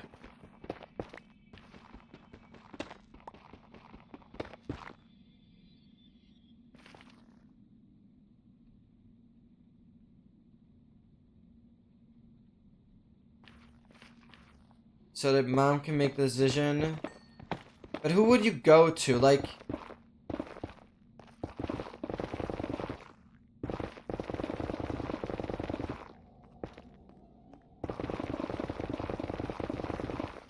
But how would you... I guess same as with humans. Not... Yeah. Difficult comparison. I don't know how you call it in English, like... Making unconscious and then... Basically... Making it fall asleep forever. Just to the vet? Okay. I couldn't do that. Oh, I couldn't do that. Fair enough, that answers my question. Well, I hope so.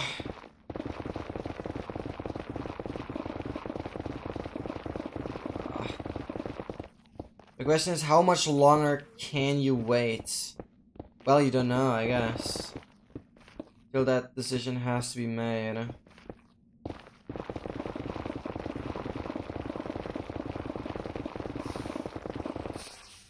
Oh, that uncertainty makes it even worse. Even though I don't know if it's better to know when it would end. Otherwise, if no decision would have been made.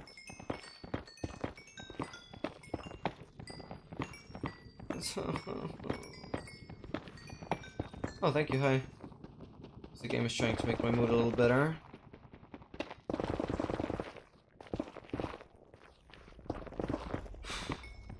I'm sorry. Like, how old is the horse already?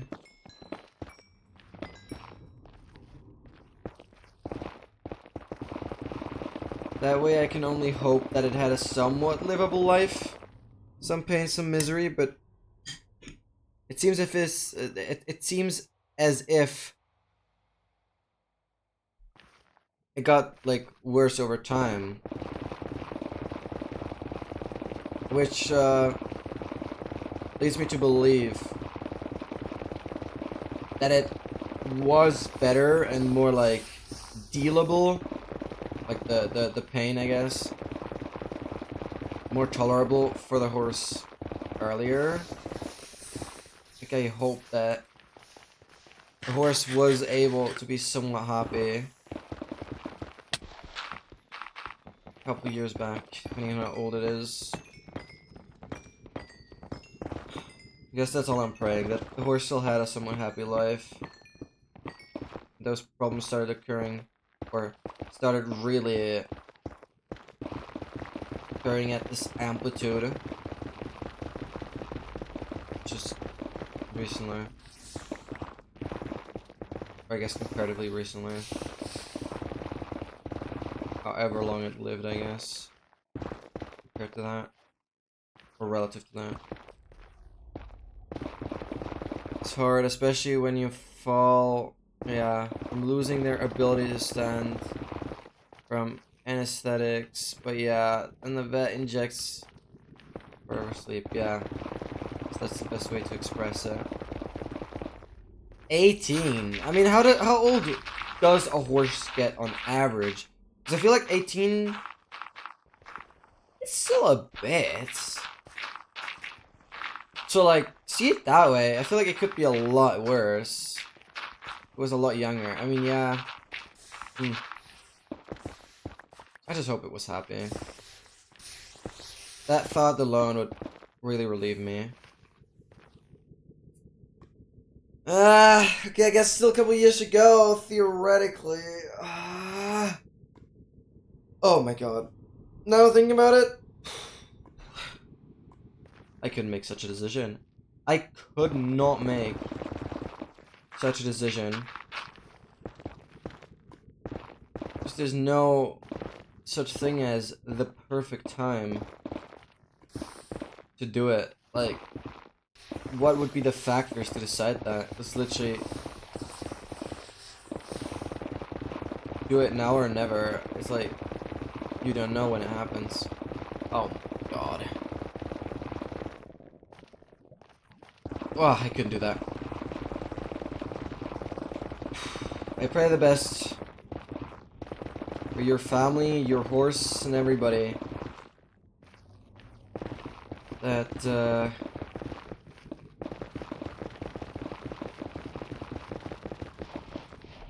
you get the timing right.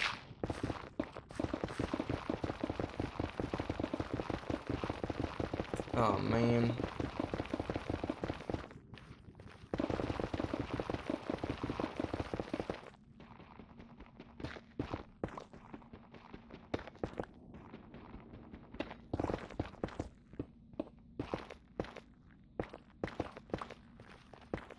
One statistic I want to check real quick.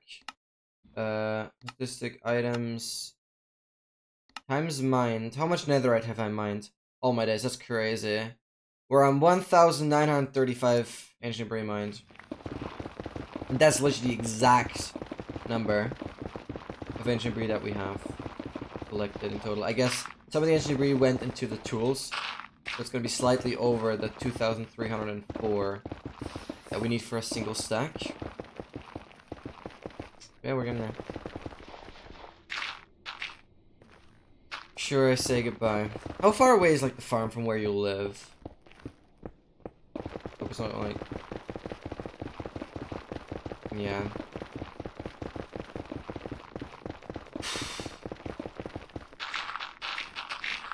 Well, I hope that, too.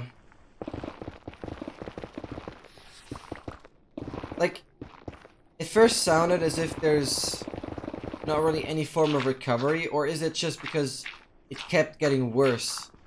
But is it still possible for that pain to go away? Or is there some sort of treatment that a horse goes through? Like, is there still a chance for it to... Well, probably never going back to normal, but... having a somewhat... I don't know... acceptable life. Livable life, at least. I don't know what livable means, it's too general of a term, but...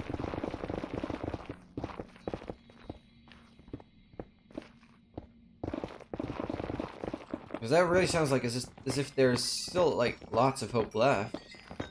Which will be relieving. Very relieving, actually.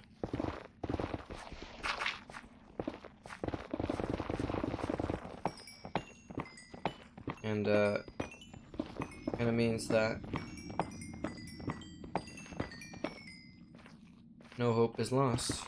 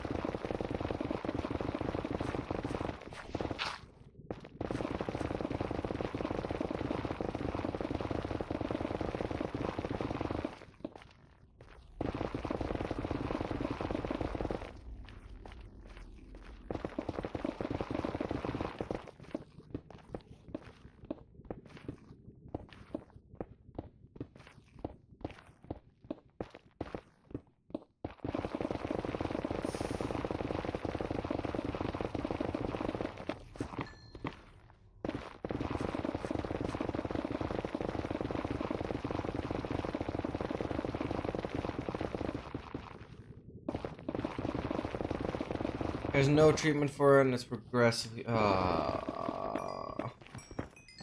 Okay.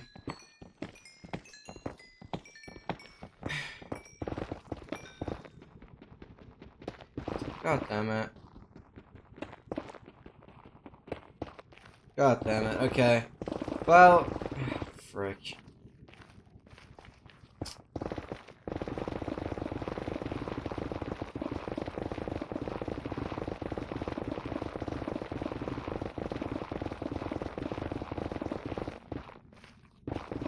We'll keep you updated. Yeah, that'd be awesome. Well, awesome. I guess I just want to know how the situation evolves. Not saying the situation is awesome, but yeah. You keep me updated. Would be appreciated. Gotta get shout out. Hey, thanks for opening the stream so far. Incredibly sorry to hear that. I hope... praying for some sort of miracle. I don't know. Have a nice shower. Catch you later, I guess. Yeah. Please, please, please, please, please, please, please keep me updated. Oh, man.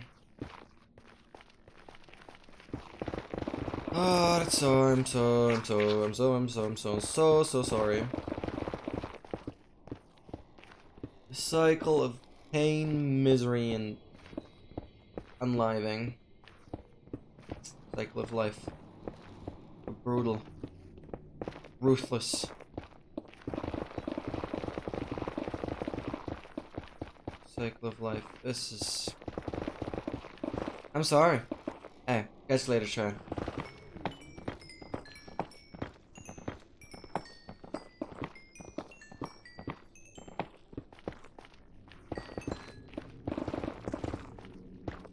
I guess the good thing about these boring netherite mining streams is that I can fully focus on the things that I want to say, because I don't really have to focus on the gameplay.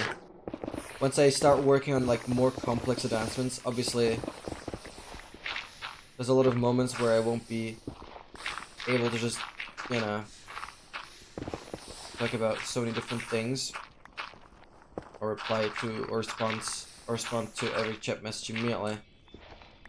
But with this boring stream, there's not really anything else I have to worry about. Which does mean that these streams are better for, just chatting around. Which I guess is the upside of this. And I guess the other upside, which is my biggest motivation, is obviously that I'm doing something here that nobody else is doing, or has really done. I mean, people have farmed a stack of netherite blocks before. The person I have in mind didn't do it in hardcore though, and there's I think 1 or 2 hardcore players that have done a full netherite beacon, but I'm gonna go beyond that. Obviously, it's still gonna take a long time. Trust me, the streams will get way more interesting once these 8 stacks are completed. That's literally pretty much the amount, a little less than the amount that we did in the 25-hour stream. So if you think about it that way, it shouldn't be too bad. It won't take like super long. Plus, I'm more or less fully awake the entire time playing, which should hopefully increase the rates a bit.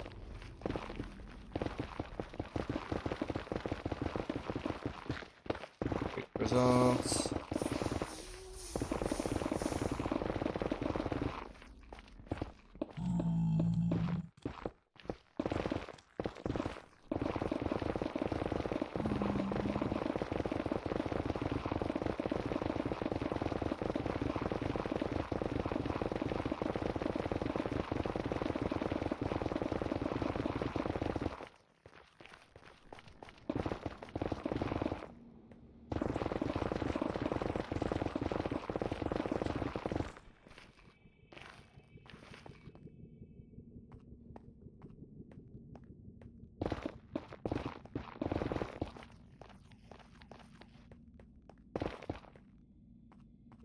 this way.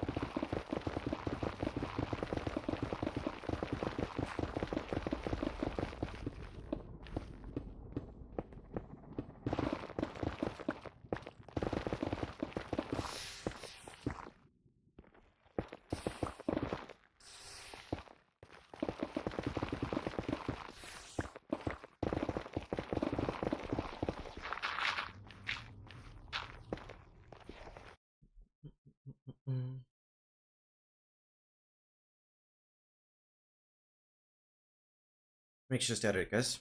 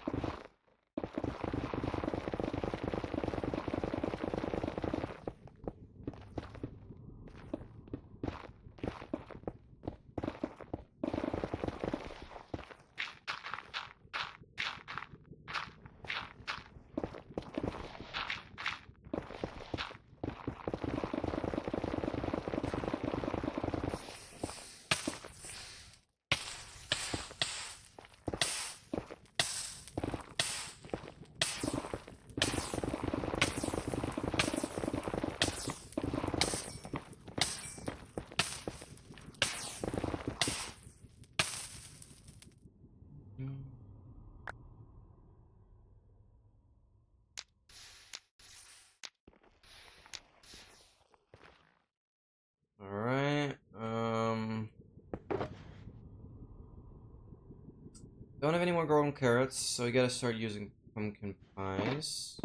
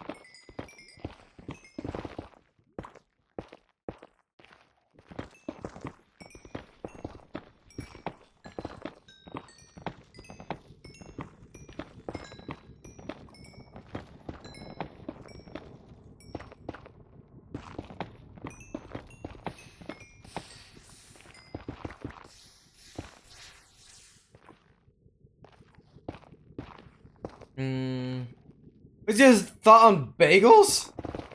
I don't know when I've last eaten a bagel.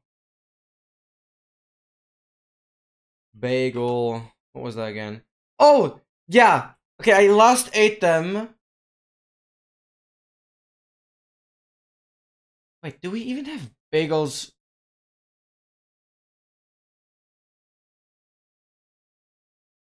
I don't think that like a traditional bagel even exists in Australia. I don't think we actually have those traditional bagels. That's why I had to look it up here. I'm actually like, are those? No, those aren't actually. I can't. I don't know actually. Now thinking about it, now like seeing an image of them, I don't know if I ever ate a bagel actually. So I don't know. I actually can't. I actually don't know. Like I knew what bagels were, but I wanted to look up before actually saying anything about them. But I'm actually not sure if I ever ate something that could have been considered a bagel. Actually, sorry, because I don't think nah. Haven't been to a country. No, I don't think I've ever eaten a bagel. Actually, oh my god, I'm sorry to say that. That sounds ridiculous. This is not the first time that anybody's mentioning bagels, and like, I feel like I've heard bagels, or bagel the word, a lot. I was saying that I'm not even sure if I even ate one. I mean, yeah, I guess. We don't have traditional bagels where I live. Otherwise, I guess...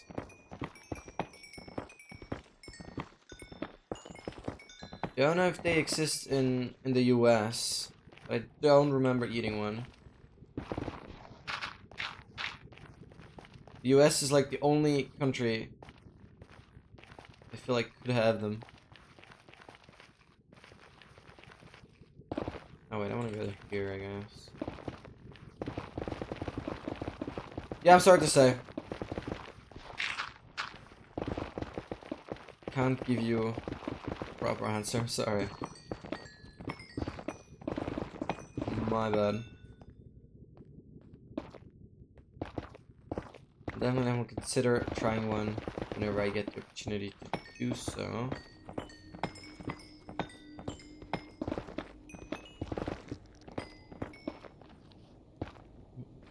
Are they sweet? Because it didn't really look that way. No? Yeah, no, then definitely not.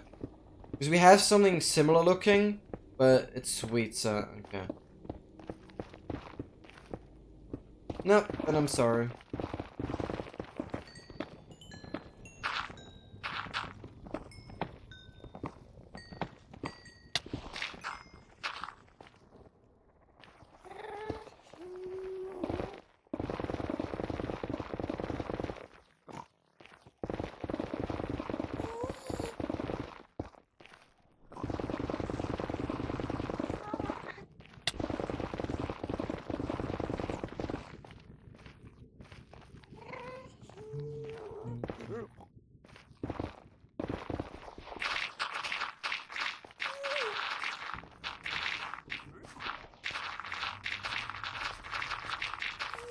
Nice.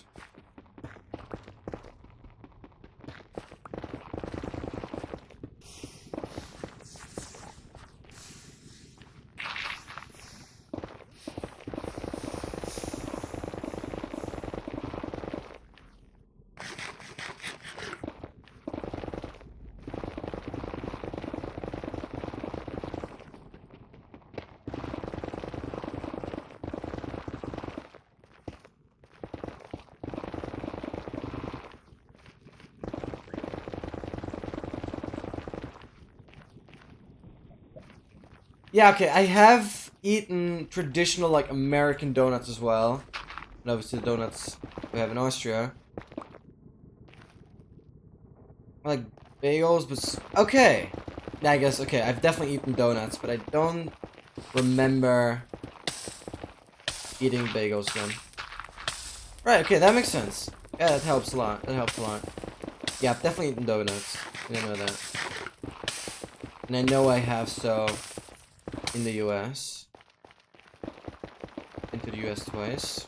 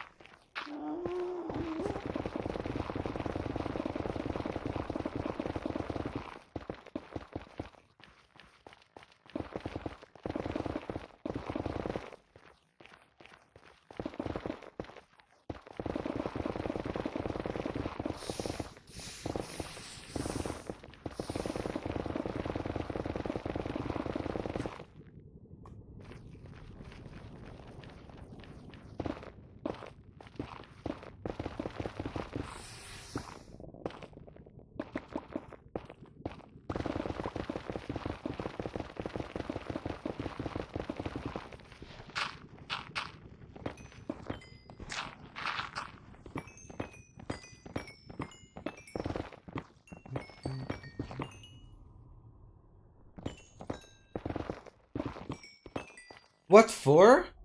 You mean what for I've been to the US? I mean, one time was just vacation, I guess. We traveled from, what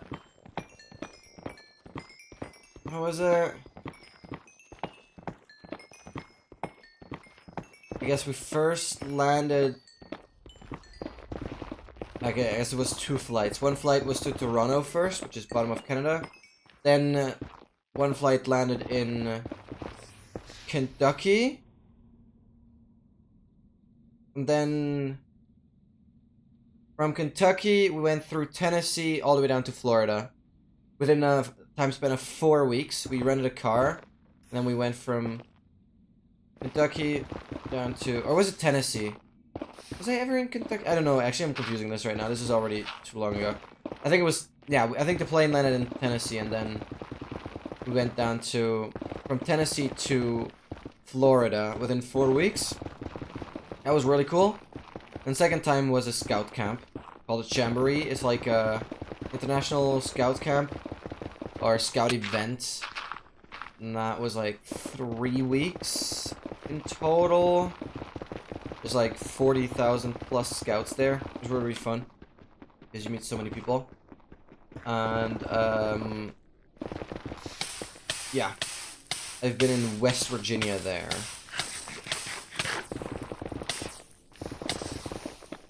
Beautiful state of West Virginia. That was really, really fun because I saw like Pentatonics, the people from Hallelujah. I'm not gonna sing this, but everybody knows the song.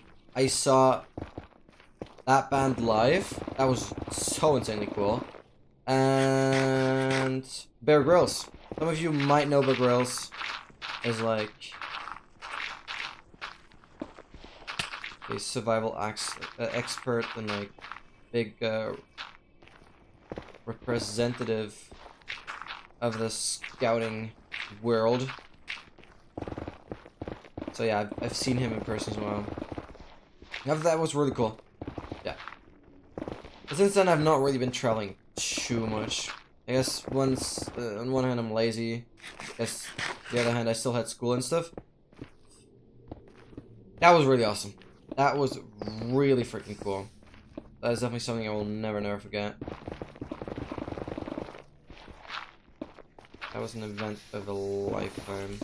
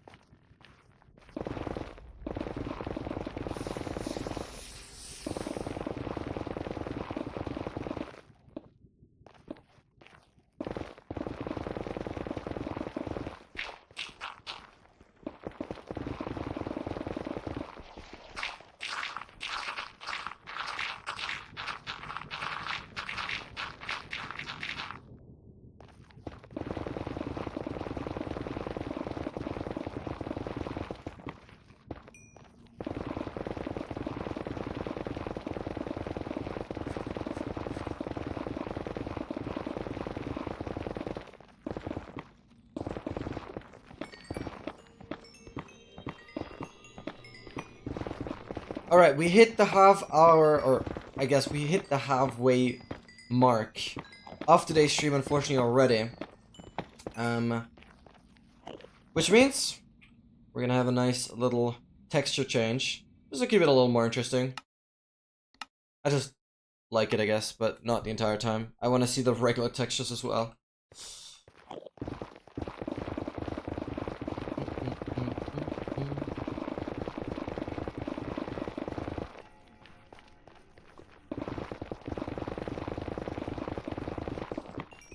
Oh, nice.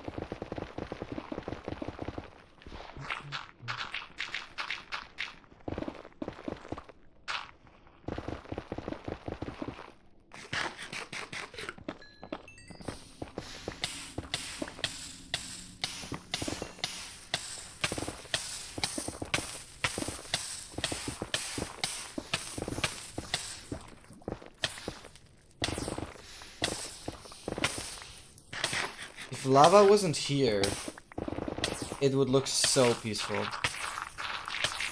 Like the Nether, which is not scary anywhere. I guess being down here in general is pretty safe. It's just, yeah, you just gotta know how to deal with lava. And I guess a piglin here and there.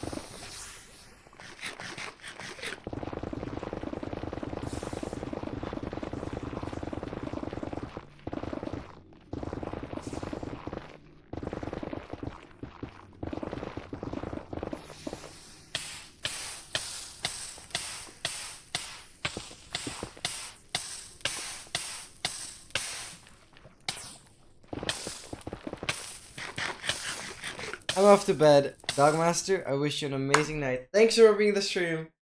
Hope you will have an amazing remaining week. Thank you so much. Maybe catch you on Friday. Hey, Dogmaster, thank you for being in the stream. Have a good one. Much love going out. Thank you so much. And I wish you an amazing week. Have a good one. Peace out. Thank you so much. Ooh, that's a Dogmaster luck right here.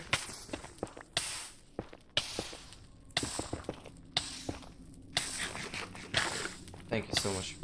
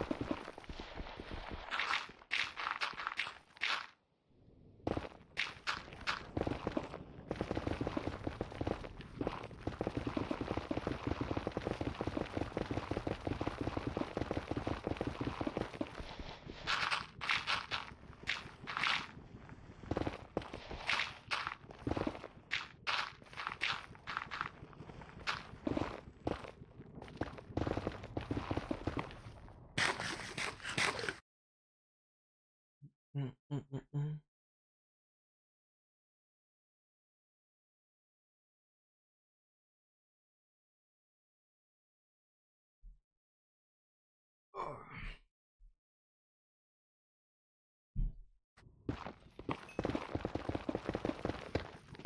so no.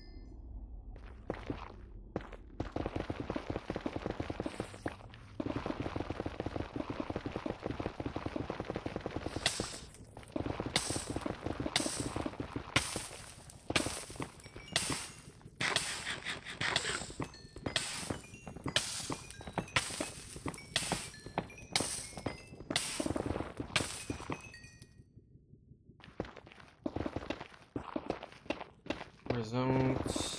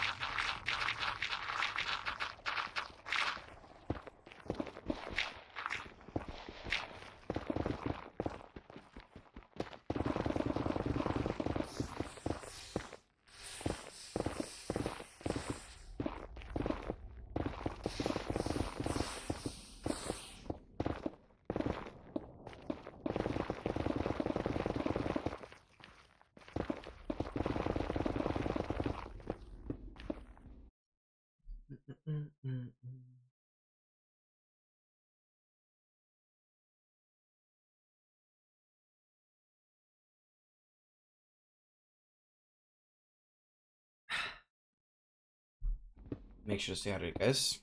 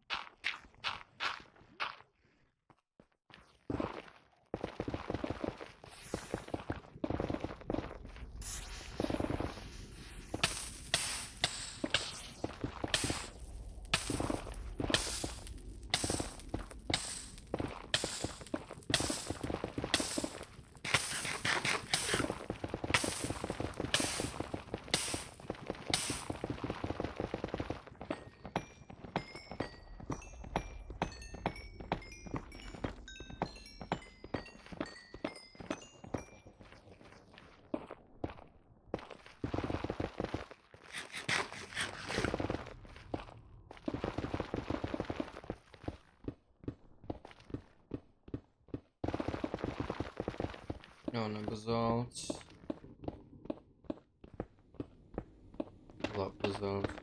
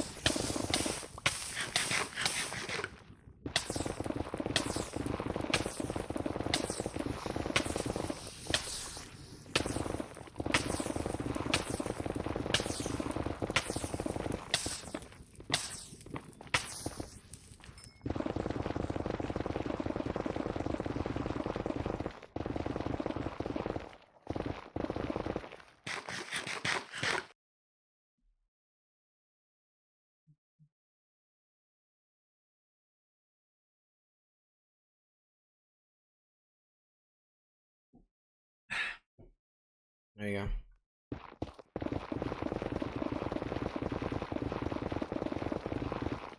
Soon done with the third stack. That's awesome.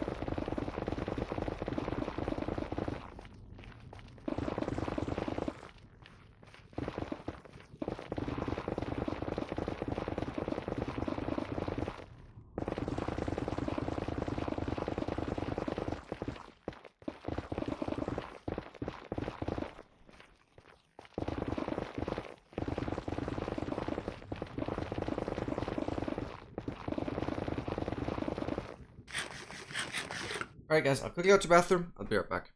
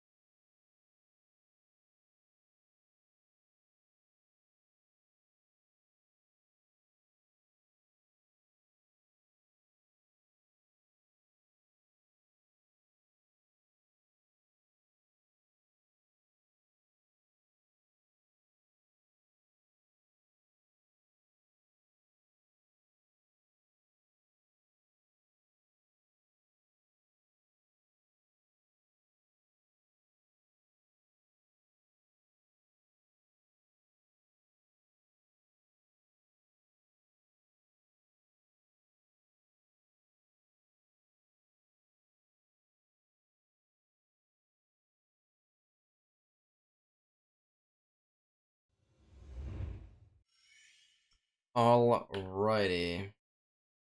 I want some different music.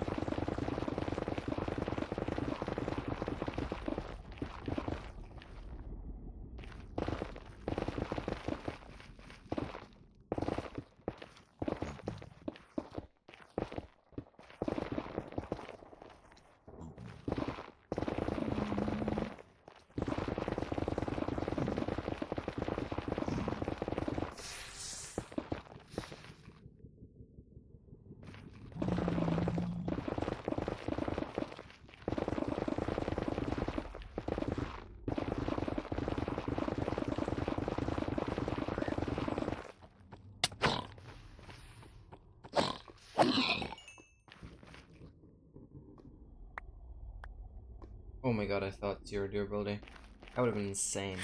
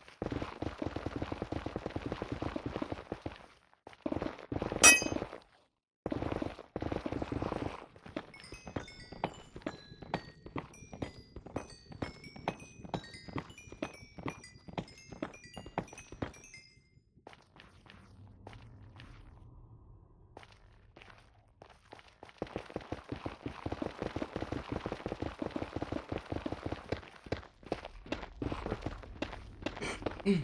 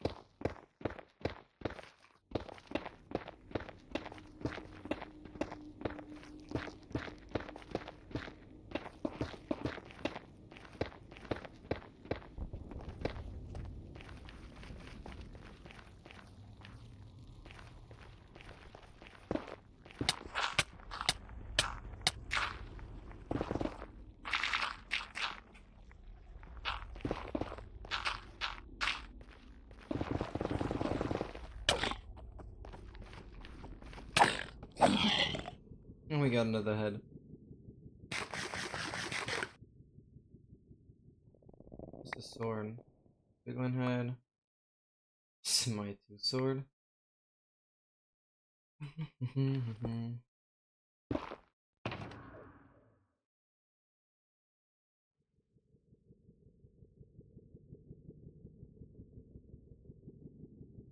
Piglin.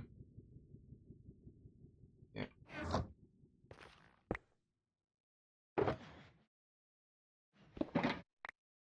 Third head.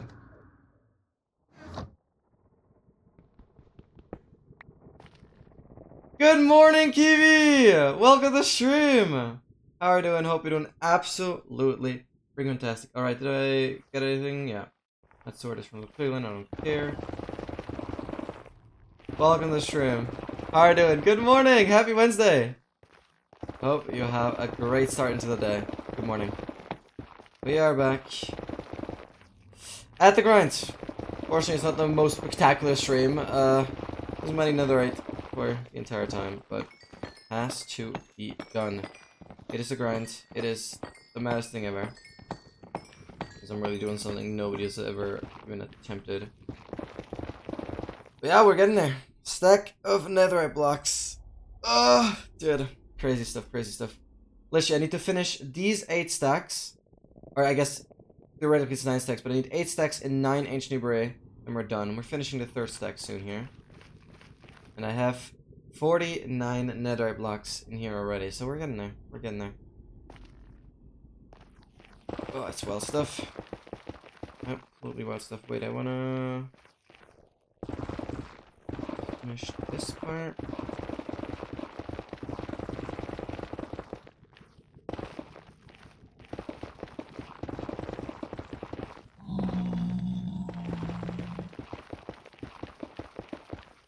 Doing good, just starting work. How am I? Besides being a bit tired, I mean, obviously, getting up at 6:30 a.m. Still doing really well. Well, have fun on work. Thank you so much. Hope you are enjoying it so far. Yeah, I'm doing absolutely fantastic. Just like relieved that military is over and I have a bit more free time now. Just, you know, looking forward to the day. That's for sure.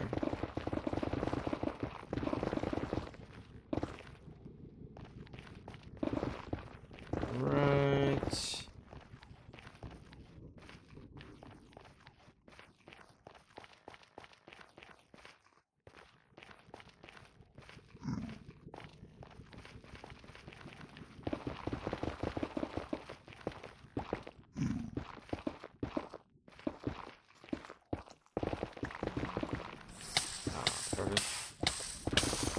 Didn't get very far there.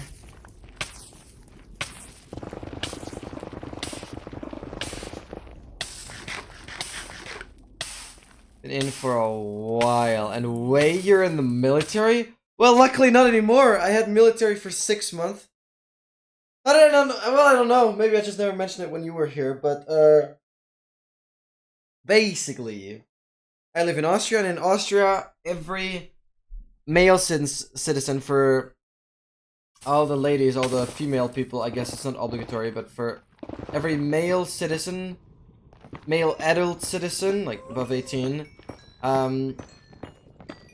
you either have to do community service for 9 months or military for 6 months. I chose military mainly because it's shorter, and yeah, I thought, hey, military will keep me fit and stuff. I thought that was like a big psych, because I ended up being in the kitchen. Or first, I ended up being the dishwasher, or one of the dishwashers, which is obviously like the worst shop imaginable. It's gross and it's just so repetitive. That was the biggest issue throughout these 6 months. I guess the first month was a bit more interesting. Learning how to, you know, handle a weapon and stuff. That's just stuff military has to do. It was an interesting experience. Not that I enjoyed it particularly, but, you know, it's an interesting experience. And then, for the remaining 5 months, I had to do dishwashing for 2.5 months, and then I managed to get into the kitchen for the last 2.5 months. Which was at least a little less repetitive. Still annoying. Glad it's over though. Did I like it though? Yeah, not really. Honestly, there's not much where I would say I particularly enjoyed. It was a lot of like cleaning. Because, to be honest, it was really just the people that actually worked there full time doing the cooking, and we, like, us recruits, we were like the lowest rank basically. We just had to do all the... Oh, I should switch pickaxe again. We had to do all the cleaning. So it was annoying. I mean, there is 1 or 2 people that I am going to miss. Fun fact, one of the people working there is quite active in my streams as well. And I'm also playing Sons of the Forest with him. So I guess that's kind of cool. Meeting somebody that actually works there full time, being also a gamer. So I guess that's cool. I'll definitely miss him, seeing in person. But if I had to give a fun rating from 0 to 10, seriously, from how repetitive it was and from how annoying it was, it wouldn't go above 3. Really not. It was terrible. I hate to say it, but like, it felt like a waste of time. Especially because the money we got from it, compared to any like summer job, is like nothing. Like, I was, no joke, earning... The first 2 months, I'm gonna be really transparent here, I don't care. The first 2 months, I earned less than 400 euros per month, which is below the, like, minimum a person should earn. Like, literally, it's below the absolute minimum. And then, luckily, there was a payment raise. So we got lucky there. Starting from January, I got a little less than 600. So, at least something. At least the last 4 months were a little less than 600. But dude. Like, even if you would work even if you had the worst paid job ever, the law says you have to earn at least, like, what is it? Close to 900 per month. That's like a regular job. Like, literally the worst paid job is like 900 per month. So, and I was, yeah, but below half of that for the first 2 months, and then So that was also the kind of motivation. We constantly, if there was like super annoying work we really didn't want to do, our main phrase was just, we're not getting paid enough. I don't have to do it. There's people getting paid triple the amount, being 10 times as lazy. It was so unbalanced. Like, you gotta imagine, I mean, yeah, the military is a pretty ranked system, so obviously being a little higher in terms of the rank, they abuse that. They abuse that. That they have the power to command everybody that is, like, below their rank. We had to do everything. That was, like, annoying. Even though we didn't even earn a third of what they are earning. So yeah, a common phrase that we used, I can't really translate it straight into English, but just wasn't our payment class. Our yeah, I don't know. Difficult to one-to-one translate, but we initially just, yeah.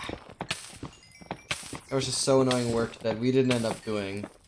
Just because it's not what we are supposed to do. We're supposed to help and not do the work. God damn it. I mean, yes, you learn some cooking here and there, but it's really not something you'd be able to apply to, like, private standard. Everything you're cooking is, like, en masse, right, obviously, for, like, 300 people.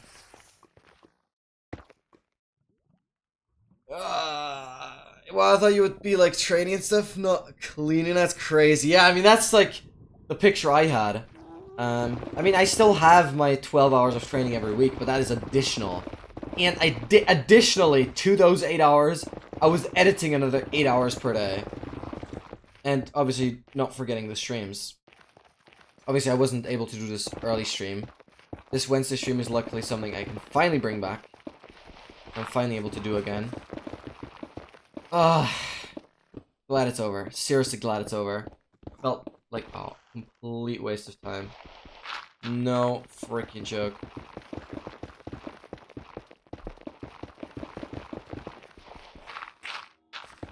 Oh my days. Yeah. What happened if you... Well, the 9-month would have been community service. Honestly, in hindsight, I should have chosen that. Honestly, in hindsight, I should have done community service. Not only would it have been more likely to get a better payment, I probably would have had a lot better work times as well, being a lot more flexible. But you gotta be lucky, I guess, because a good friend of mine is like kind of delivery driver as a community service. He does it for 9 months. He basically gets, like, he delivers food to elderly people, and like, he literally gets the money I earn within a month. He gets it tipped within 2 weeks. Like, he literally gets the money that I earn within a month. Literally, he gets that as a tip. Okay, maybe it's a bit over exaggerated, but I guess the money I earn in like 2 weeks, he gets that tipped in 3 weeks or so.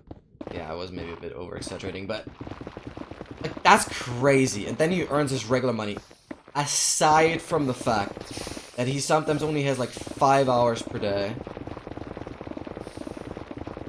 He does do it like throughout the weekends as well sometimes, but I also had work throughout the weekends. Literally, sometimes I had 6 days of work per week. Because obviously the guards of the military facility have to be fed as well, so one of us had to cook. So, but on Saturdays it was really chill. Like, if you know how to use the fryer and like how to make basic food, it's super chill because there's nobody there and you can sleep so much. You basically have to prepare the breakfast and like lunch for the guards, and for that one I guess, what do you call it? insurance person, not insurance person, emergency person that always has to stay there 24/7 if any injuries happen. Yeah, dude. Is it mandatory? Well, yeah, you have to. You have to do it. The community service is also mandatory, yeah. It's either or. Either military or community service. But you'll have to choose it. The only time, or the only possibility that, or the only way to not do it. Dude, I can't talk anymore. Basically, at the very beginning, right when you turn 18, you do a, like, test. More or less a physical and a psychological test to test your abilities, whether you're eligible to do military or community service. Even though I think this rather applies to military. But, basically, if you're like, if you had very, very bad injuries, or, I don't know, you're just not the smartest or whatever, it, like, doesn't matter. Theoretically, it's very difficult, but theoretically it could be possible that you're, like, taken off of the list because you're not, I guess, fit enough for something. Without saying it in a rude way, it's theoretically possible that you're skipping the entire thing. My brother, basically, without going too much into detail, he had heart issues, right? And it's all good now. But that meant he didn't even have to go to that test because of a medical thing, right? So he had basically an entire year to just go out and travel. He didn't have to do this. Right? I hope that makes sense. Gosh, my English is not there. It's just too early, okay? It's just too early. Anyways. That's like, but it's very, very difficult. It's very, very difficult to... Some people try it, like, intentionally, to fail that test. But it's very, very difficult. And you obviously can get punished for trying to fail it. I guess you gotta be really good at acting or whatever, but it's like, it's very, very difficult.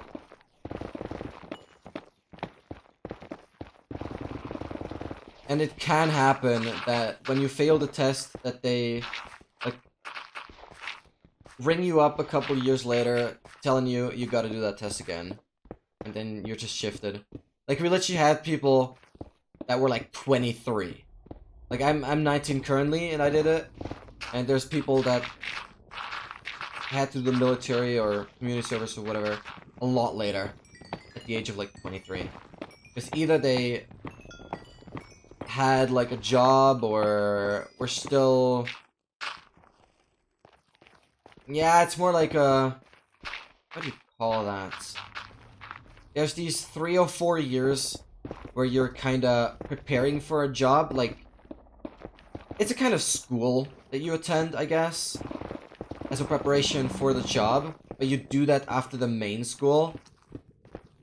And it's like, you have certain tests and exams in that school as well, but it's like, just for the work that you're doing, and I guess, then, well, the military people, I guess, have to wait until you finish that school, that work school, until you graduated from that, I guess, to then, I guess, make you ready for, I hope, yeah, okay, I'm lacking so many terminologies, gosh, this is just, yeah, thank God you get what I mean. Yeah, he's absolutely fine. He's studying in Vienna now. He's insanely smart. I admire what he's doing. He's literally soon reached bachelor and stuff. Like, he's getting those ranks. He's absolutely wild. Maybe I should continue this way first. Yeah, but I'm just glad it's over now. I'm just very glad it's over now.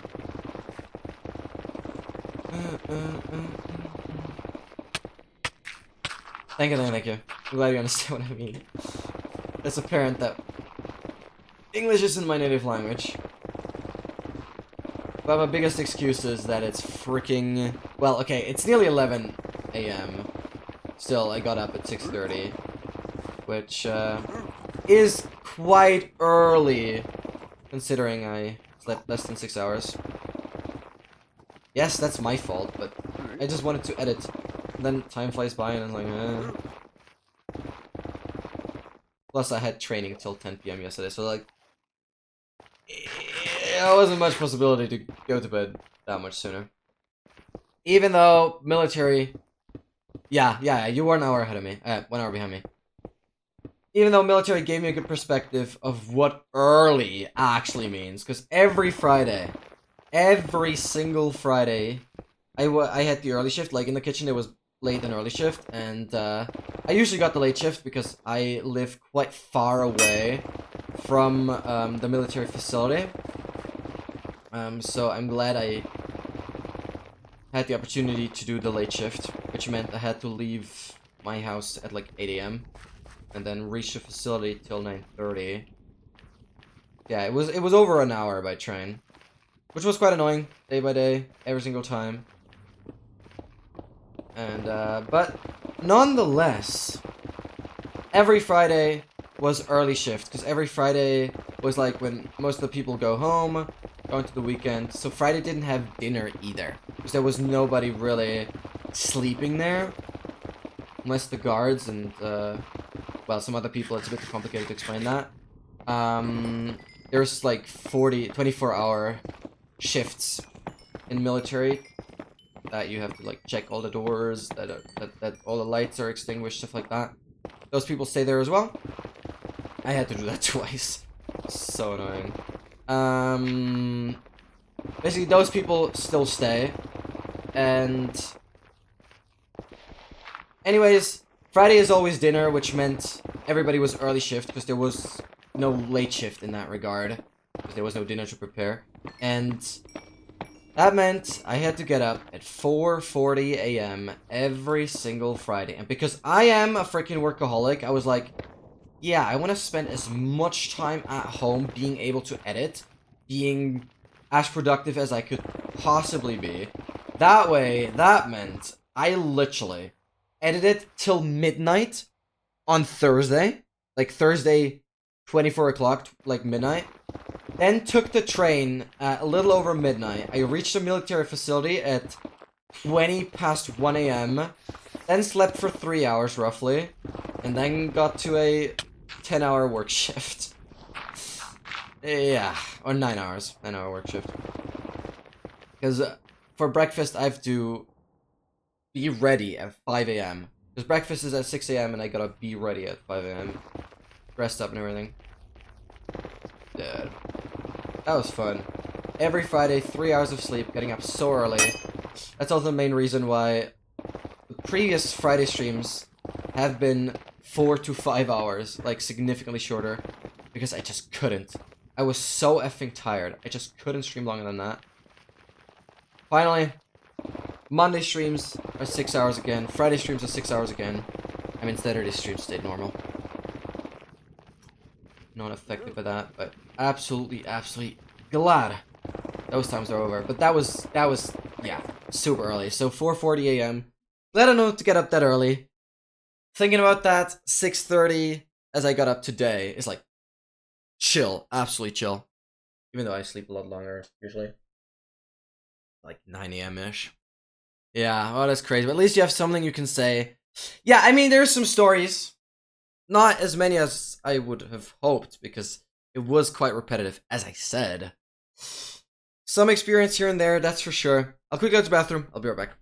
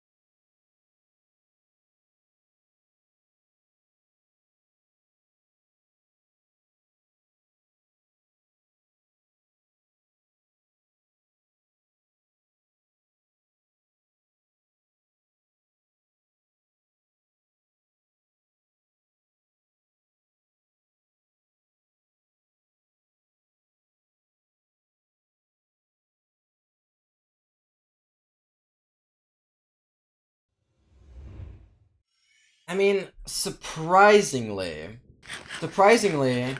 it's not the physical, like, skills that really improved. I don't feel like I got better at anything, like, physically, really.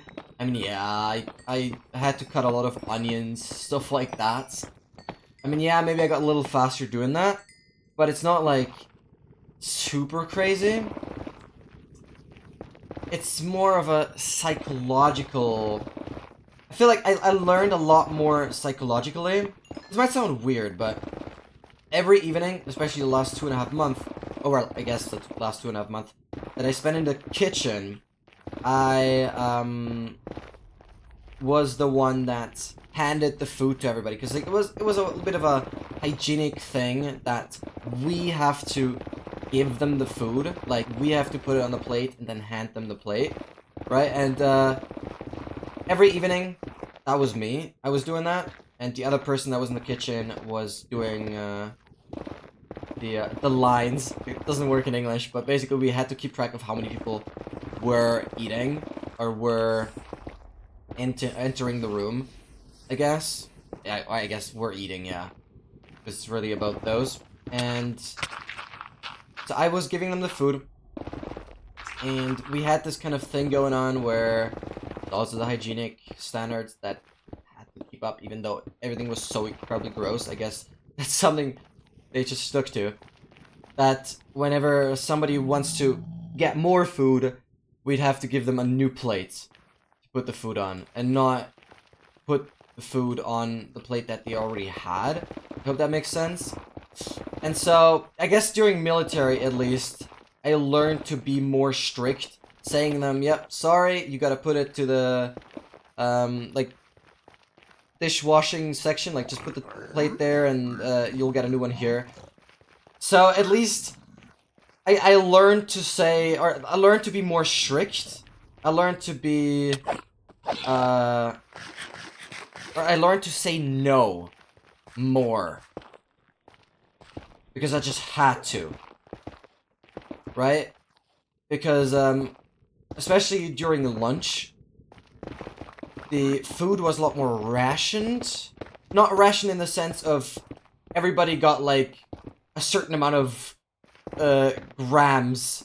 No, but, like, everybody, we were able to assure that everybody can eat as much as they want. But it's not just like, when we had a certain special type of fish or a special type of meat, we only had that much of it. Like, a counted amount, obviously, because we had to manually prepare that. There's obviously always rice and other side dishes that we had to get enough of, that you could just eat with, some people prefer ketchup, but we usually had some sort of sauce anyways. And, those ration things, we, most of the time, were only able to give one per person, to assure that everybody gets a piece, right? At the very end, once we know that there's no more people coming in, no more people eating, we can give, some people twice. Or, we can allow some people to have a second piece, right? But before we don't know 100% how many people will be eating, we had to make sure that everybody gets a piece, right? I mean, that's just fair. And so I had to learn to just say, no, sorry. You could either have that, but we can't give you the fish anymore. Unless you wait till the end, right? And a lot of people, well, during military, everything is pretty timed, and everybody has a rush, and, you know, it's pretty stressful, especially for the recruits, as I was. That they had a pretty, rough plan. Like, I was in the kitchen. I had it super chill. I guess that's the advantage. I was able to sleep a lot as well. Which, wouldn't have been possible as a, mountaineer soldier. Or, like, basically, in my military facility, or I guess, what I kind of wanted to be as well, is, I can't give a one-to-one translation. It's like, just a special type of soldier that is kinda meant for mountainous terrain, if that makes sense. Kinda prepares specifically for mountainous terrains, and they had a pretty strict like timetable, plan, whatever they had to follow. So most of them didn't have that much time to eat, usually like 20-25 minutes. So they wouldn't really have time to get us to get food a second time. I mean, it was usually enough. It was usually a big portion anyways, but you know, they had to eat fast if they wanted to get a second portion. It was usually still possible, very possible. But yeah, I had to learn and say, sorry, you gotta either wait till the end, or you can have the other dish that we have more of. Usually there was a vegetarian dish. We always had to have a vegetarian dish completely, obviously.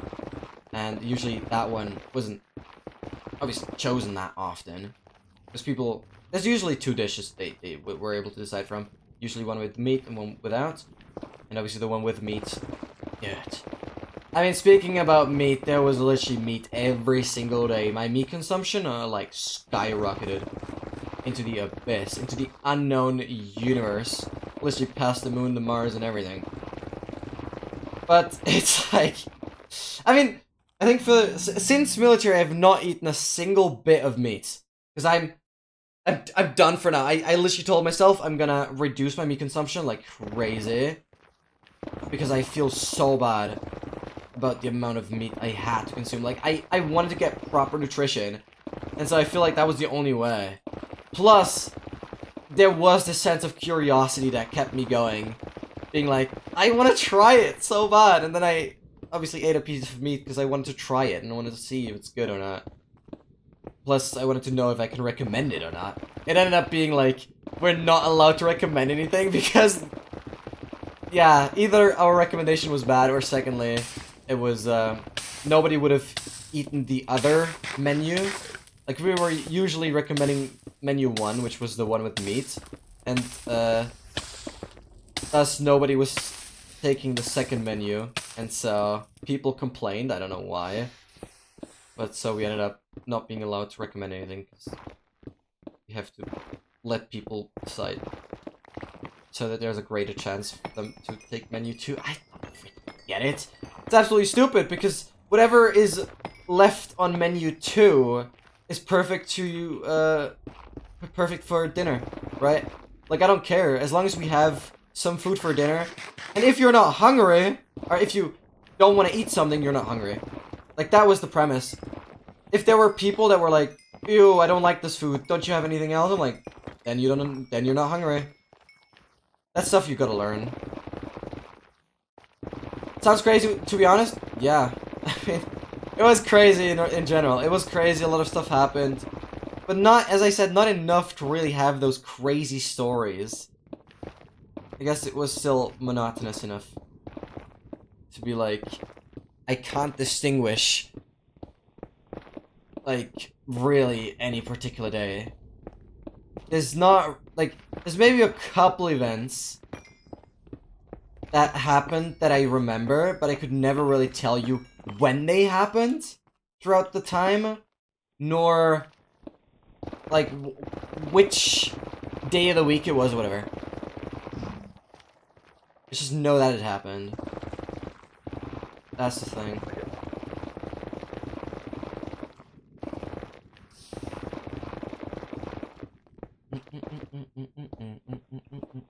But yeah, it was crazy times.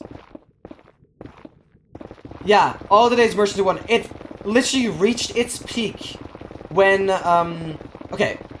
I'm gonna start right at the beginning. Basically, at first, we didn't really know. I'm saying we because there's another, guy that lives comparatively close to where I live. So we always hopped onto the same train. So like he had to do pretty much the same distance as I did, or as I had to do. And basically, very early on, like the first couple days when we went, when we were assigned the kitchen job or the dishwashing job, we were both assigned to be the dishwasher first. I ended up being the kitchen then, later on, because I really wanted to. And it worked out quite well. But basically, very early on, we took the train at 7:34. No, wait. 7:49. What am I saying? 7:49 a.m.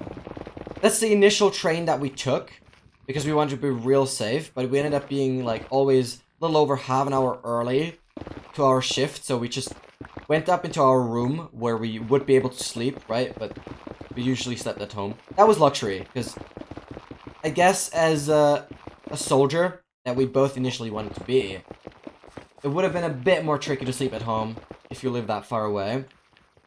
I guess that wasn't that was an advantage, having the late shift there. But basically, we took the train at 7:49, and then we're always a little over half an hour early. And so we ended up deciding to take the later train. There's a lot of stuff that happened there.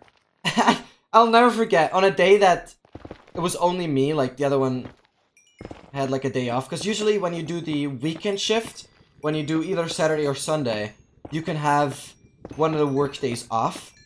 And usually if somebody did the shift on Sunday, for example, they had Friday off. That way they still have 2 consecutive days. Or when they did a Saturday, they took the Monday off. And so I believe it was a Monday, and he took the Saturday, so I was on the train on my own. And then I remember well how it was like a really, really old train that I've like never seen before. Like a really old train. So old, in fact, that one of the doors, I was literally at the train station. I had to get out, and one of the doors didn't open. The door was literally stuck. So I got panicked. I sprinted over. Everybody looked at me like crazy, but I sprinted over to a different door, and then it was already too late. The train was already departing, and I was like, oh my god. But luckily, that was still around the times when we took the earlier train, or I guess in this case I took the earlier train because he had his time off. And I remember well, I was at the other well, at the next train station. I got out at the next train station. Well, I ran to a door that I initially then knew worked. And I ran to another door. Got out at the next train station. So this similarly happened twice. I think one time I actually fell asleep during, like that was way later. Still on the earlier train though. I fell asleep on the train, or I fell asleep. Usually I put an alarm when I fall asleep that I wake up in time to reach the train station. But basically, I missed that alarm. That was another time. I missed that alarm and also missed the train station. So, either case, when the door didn't let me out, it was basically, yeah, I just waited at the train station for like half an hour and took another train ride back. I still got it in time. Had to do a pretty wild sprint because it's still like still pretty much a kilometer to the military facility from the train station. But yeah, when the door got stuck, I basically just took the other train back. When I overslept, well, in a sense, basically when I fell asleep and missed the train station, I then decided, I checked my phone, checked like a different route that I could take, and then I ended up doing a pretty nice sightseeing tour from one train station to another, or to the previous one, by bus. So that was kind of cool, because then I kind of, well, got a sense of where I was, because I didn't really know any of the towns or anything. So that was good. So that, yeah, missing the train, or missing the exit, that happened twice. Eventually, the holidays began, right? And we have to still work through the holidays. Like, obviously, all the people that go to school or study at uni, they have holidays, right? But we still had to work normally. We weren't affected by any holidays, really. And, or I should say, by vacation, or just those days off, because I know holidays has a different meaning in, like, US English or whatever. So I'm just gonna say, like, vacation. And anyways, that meant that my friend that I usually go with couldn't take the earlier train because he had to first take the bus to the train. I always rode my bike to the train station, but he had to take the bus to the train. So during the holidays, it wasn't possible for my friend to take the 7:49 train, so he took the 8:19 train. At the time, I still took, like, when he did that, wait, did I also? No, I think I then also took the later train. So it was the 8:19, because it's every half an hour, so it's 7:49 plus the 30 minutes, so it's 8:19. So during the holidays, we both took the 8:19 train, which reaches the desired train station at 9:11 a.m. and our work shift starts at 9:30. We had, like, no idea whether we'd get to the military facility in time, but that ended up working really nicely, because we reached, like, the changing room, like, where we had to put on our clothes, or, like, hygienic, whatever, kitchen clothes. We reached that room at, like, 9:25-ish. We had, like, 5 minutes till the shift begins, and that was, like, perfectly enough time to, change clothes and everything. And since then, we've always decided to take the later train. Because of that, because of his bus only driving every 2 hours, I believe, actually, during the holidays, it wasn't possible for him to take the earlier train or whatever. Or was it every hour instead of every half an hour? Not entirely sure. Anything? Well, apparently it was something different. And since then, we took the later train, which meant we didn't have that safety margin if we actually missed the train station. But it luckily didn't happen since then. It only happened that the trains were late or completely cancelled. That was really, like, a big F. Because we were afraid that we would get punished, like, real hard if we missed the shift. But luckily, I already had good contacts with one of the people working full-time in the kitchen. The person I mentioned earlier, Alex, is his name. I've played with him a couple times on stream already. He's awesome dude. Like, he's one of the few people that I'm actually, like, I miss them. Anyways, I texted him on WhatsApp or called him we're gonna be late, and he sorted everything out. So that was fine. Lucky connection there. But yeah. I guess we were always happy.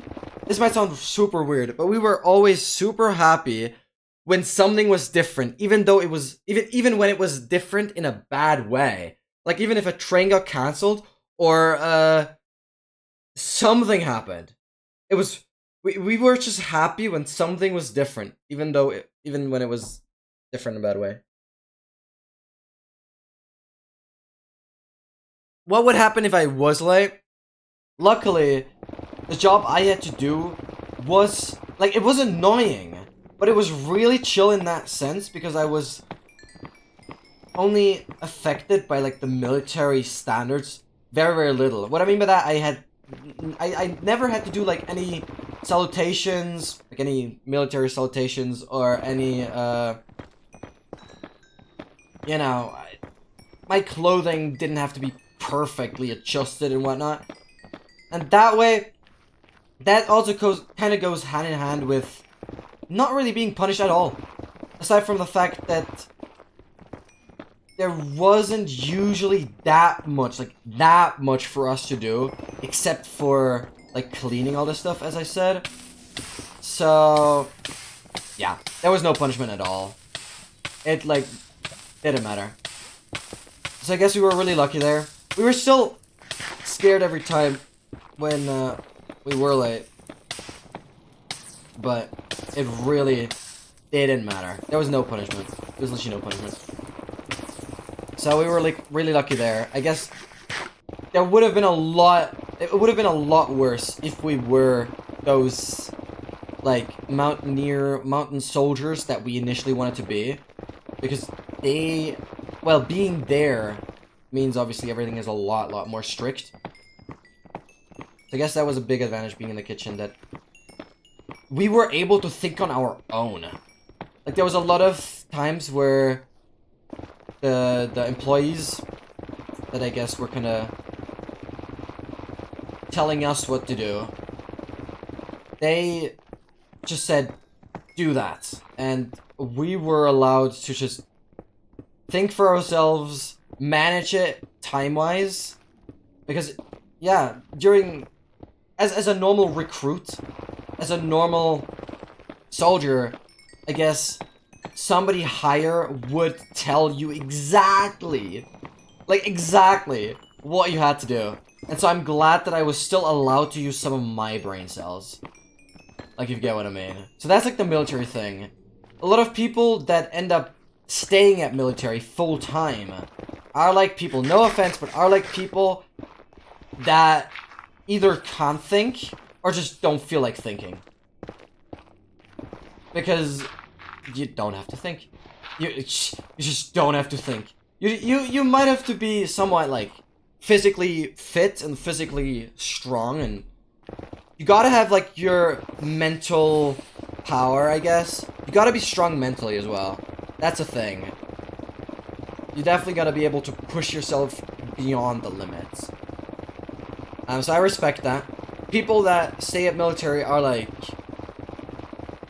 I guess, people that are mentally quite strong. I guess it's pretty much a kind of rule that you gotta be mentally strong.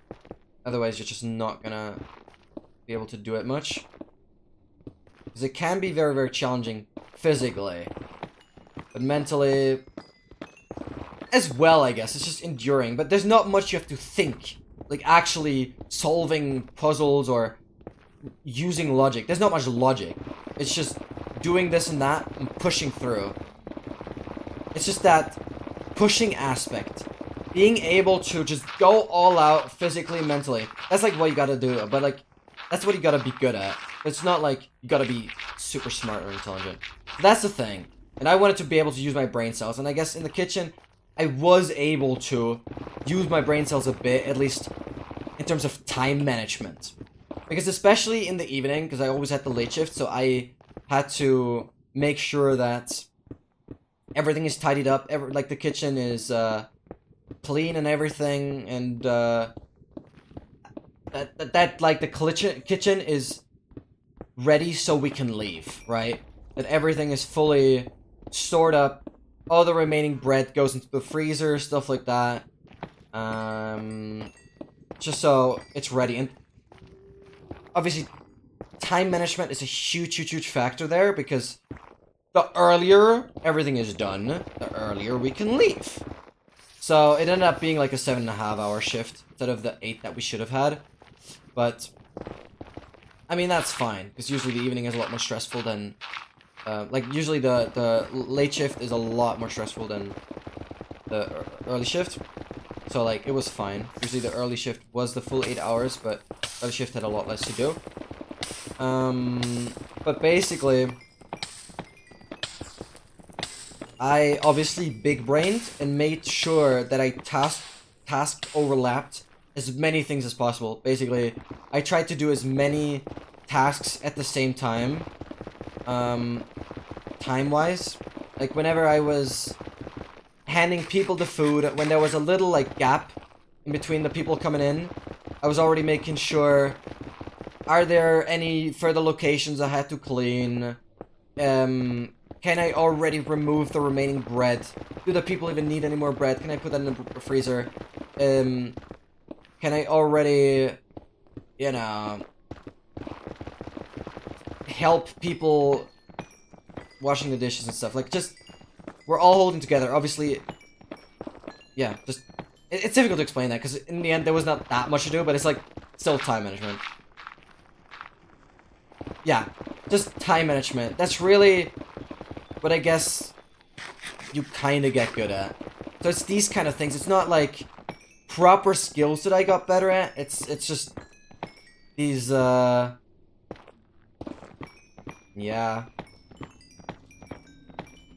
Non-physical skills. I don't know how to express that.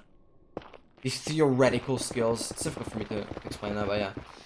It's like time management and like these psychological things. Just get better at. So yeah.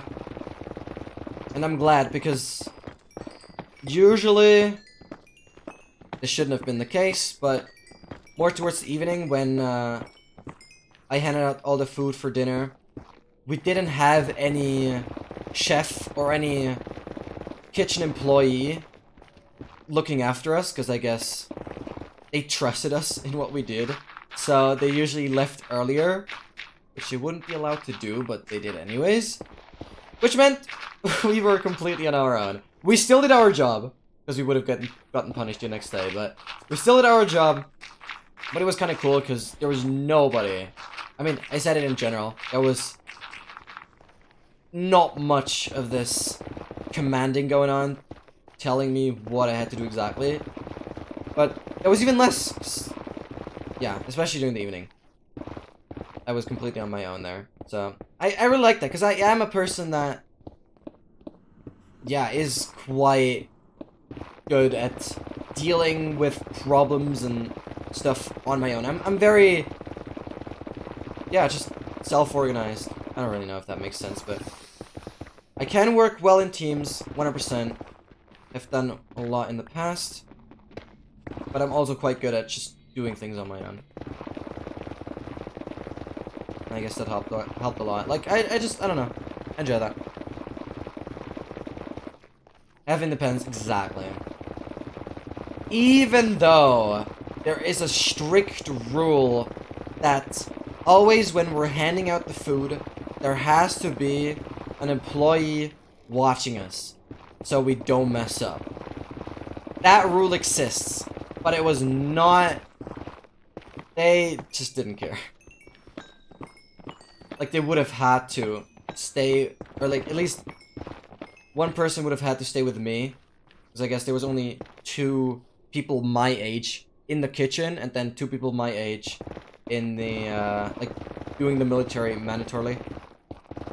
And then 2 people my age in the dishwasher, that dishwashing room. Not in the dishwasher. Clearly not. Would have been a bit hot, but, gosh. I feel like there should be so many better terminologies for all of this, but I guess you get what I mean. And so it was 4 people my age in total, and at the end it was 1 chef that kinda had to look over us. I guess sometimes 2. But one of them should have been always at my side, making sure that what I am doing is correct. I mean, it wasn't very difficult. Just giving them the food they want, they choose, I give it to them. But, theoretically, he would have had to look over me.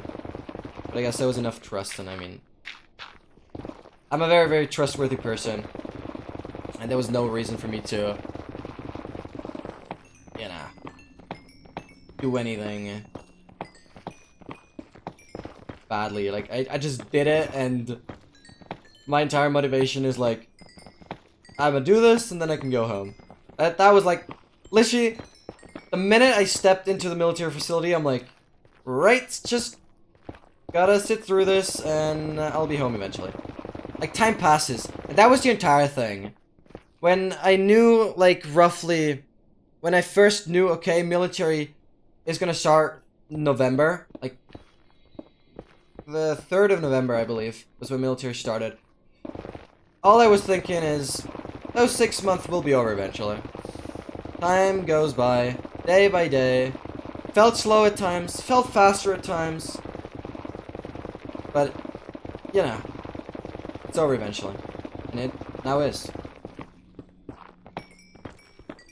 It's all just the right kind of mindset. And I guess I'm proving that I have a pretty strong mindset by doing this kind of challenge, farming netherite for literally days. Literally 25 hours last Monday.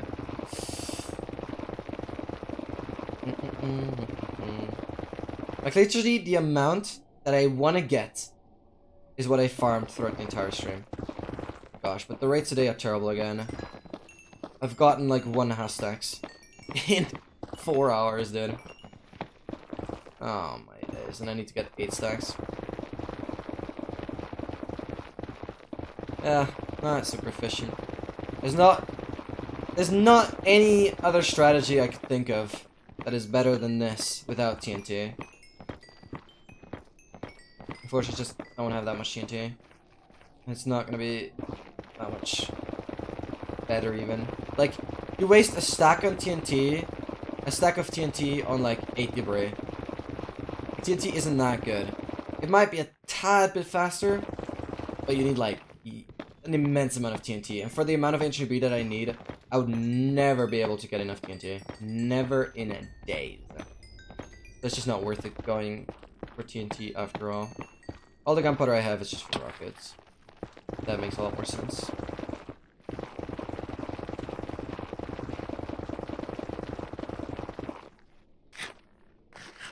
By the sounds of it, they trusted you enough. Yeah, which is a very good thing. Which is a very good thing. But it usually was Alex that had the late shift with me, and as I mentioned, Alex is one of the people that I do miss already, because he was very, very cool, especially because he's a gamer as well, and he is actually, it's that Alex, I could have mentioned it a lot easier, it's that Alex that has gifted 10 subs and is second place on sub gifted all times.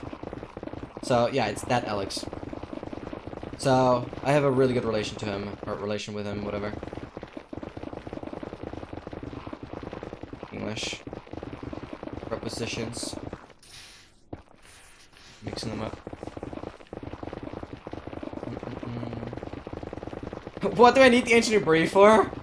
I mean, that's the challenge. This project, this world exists for over a year already. And if you do X mark progress, here you go. Best explanation is everything with a check mark. I have a stack of, but basically the goal is to get a stack. Oh god, I still need to update this command. It's not 119.3, it's 119.4. Basically getting a stack of the most insane things ever.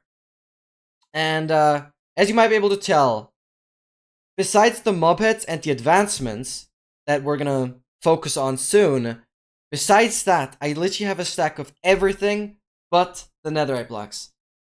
Don't worry, I only have 3 deep slate emerald ore. I only want to have 1. Like, the deep slate emerald ore is not part of this. But basically, I want to have a stack of the most valuable items in the game. And this includes netherite blocks. So I need a stack of netherite blocks.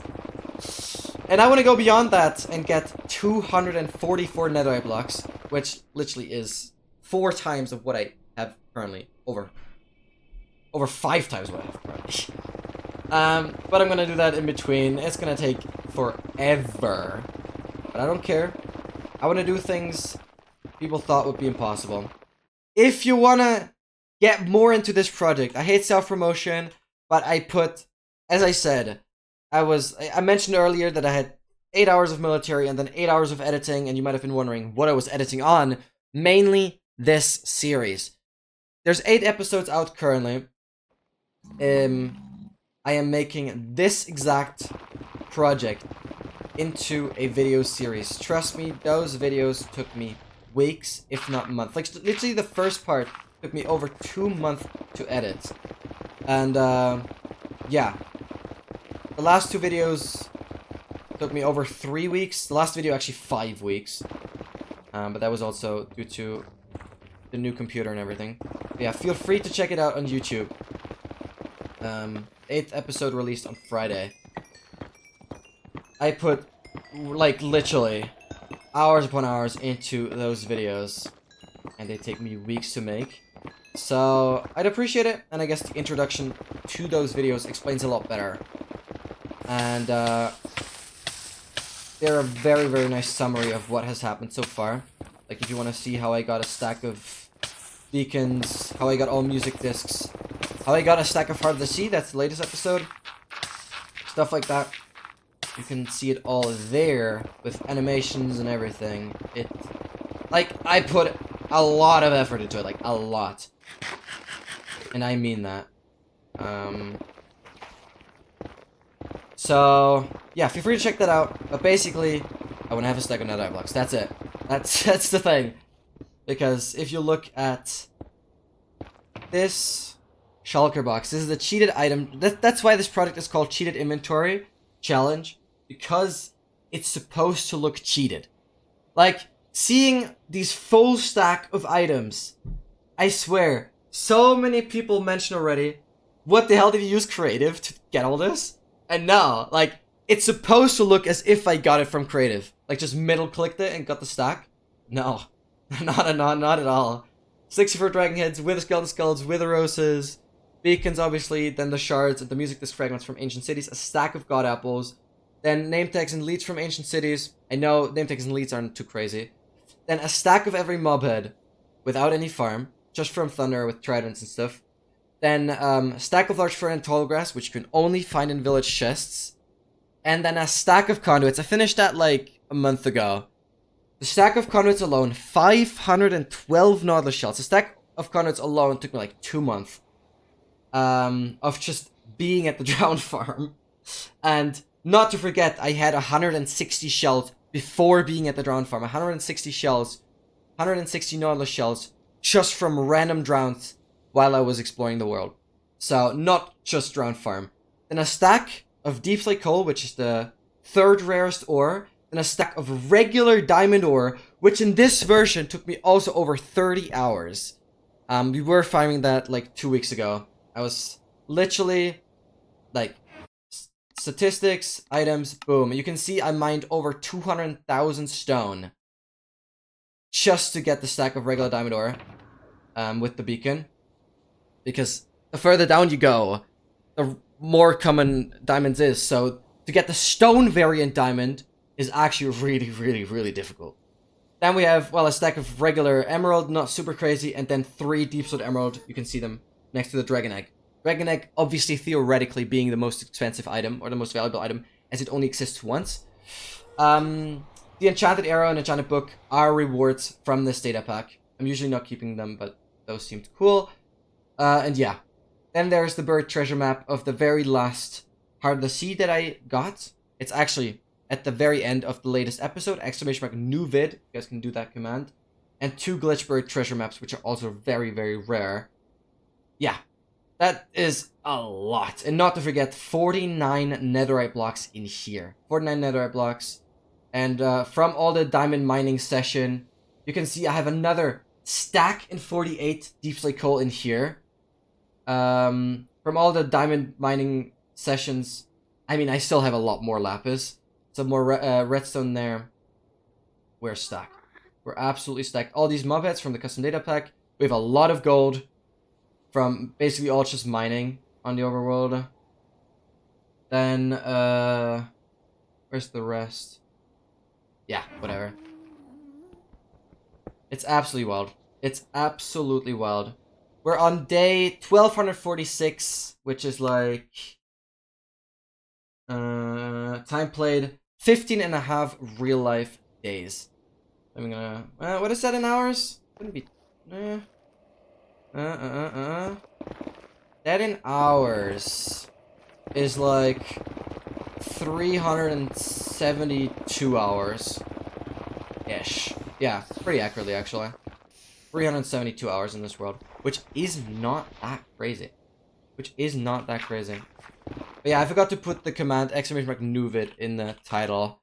Yeah, this is the latest episode. Again, super proud of how it turned out. It's insane. Like, just doing the subtitles for pretty much everything I say for 35 minutes. Like, that's something you shouldn't underestimate. That alone takes like 12 hours to do. So yeah, whenever I'm not streaming, and not at training, and not at, like, the driving course, I'm editing. I'm literally editing all day. I do try and go outside eventually and occasionally, but not that often. I guess I enjoy this too much. I guess the only issue being I'm sitting a lot as well. But I have my training. So like, I am still training on a national level, so I have my... Yeah, fitness, definitely. I wish I could do push-ups for follows, but apparently, I don't know what is going on. My second camera that I purchased recently, I was so happy to finally have a second good camera. Or like, it's not good, but it's decent. I was so happy to finally have another one. The old one just didn't work as soon as I switched to the new computer. It's so annoying that the camera doesn't work. It's so annoying. Just, sometimes it works, sometimes it doesn't, and now it doesn't. I really don't get it. And I mean, the most annoying thing still being that I'm missing one plugin, one important plugin. Or I guess theoretically two, but I'm missing one important plugin for my video editing software, and I cannot find that plugin anywhere. Which means I'm currently still editing on my old PC. So, after the streams, I always have to switch over to my other computer. Like, replug all the DisplayPort cables, replug the power cable and stuff like that. I always have to switch over to my other computer. Like, I literally have two computers here right now. I always have to switch over to my other computer to edit. And obviously my gaming computer is the new one, which I'm streaming on right now. You might have not... I mean... We can quickly check it out. I've never done this in the Nether. But I'm guess I'm gonna quickly remove the resource pack. I'm watching it now! Ah, let's go! Hey, I highly appreciate it. And by the way, we got partnered on YouTube. So, you watching the video means I can finally, you know, get a couple cents off of the video. Which is kind of cool. I'm sorry for the ads now in the video, but I mean... It's cool. It's cool. It's not much, but it's just that additional bit of motivation now earning a bit of money off of YouTube. So, I guess that's cool. Okay, quick time to I'm just gonna fry my computer real quick by putting in a 512 resolution resource pack, and I quickly want to see how it looks in the Nether. I've not really done this in the Nether. Yeah, this computer is an absolute monster. Even though... There we go. It took some time to load. You might see the textures look very, very high res already. But we're now going to enable a shader that is going to absolutely destroy this.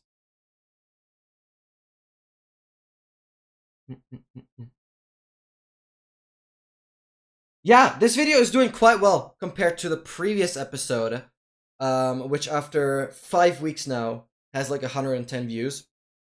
This one is getting it a lot quicker. Alright, I'm gonna go shader pack settings, texture resolution. Look at this. It's not quite looking the way I want it to, but this is what my computer can do now. Okay, this doesn't look as good as I was hoping it would. It doesn't look that good in the Nether, honestly. Surface, texture resolution.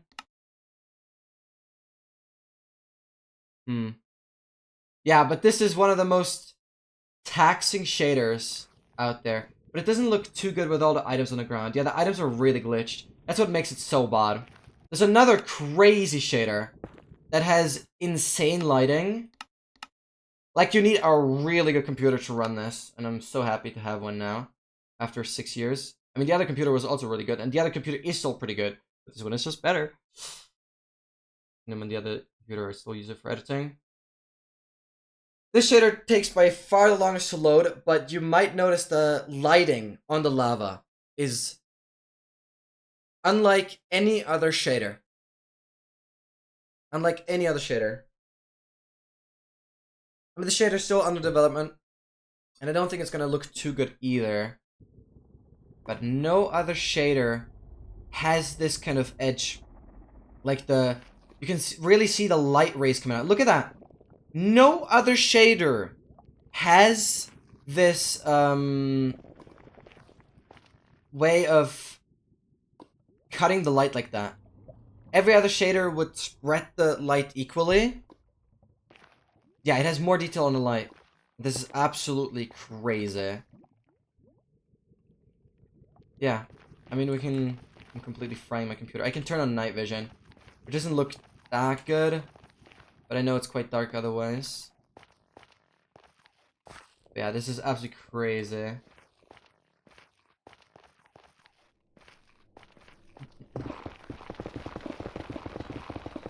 Yeah, but it doesn't look too crazy. What other shaders do we have?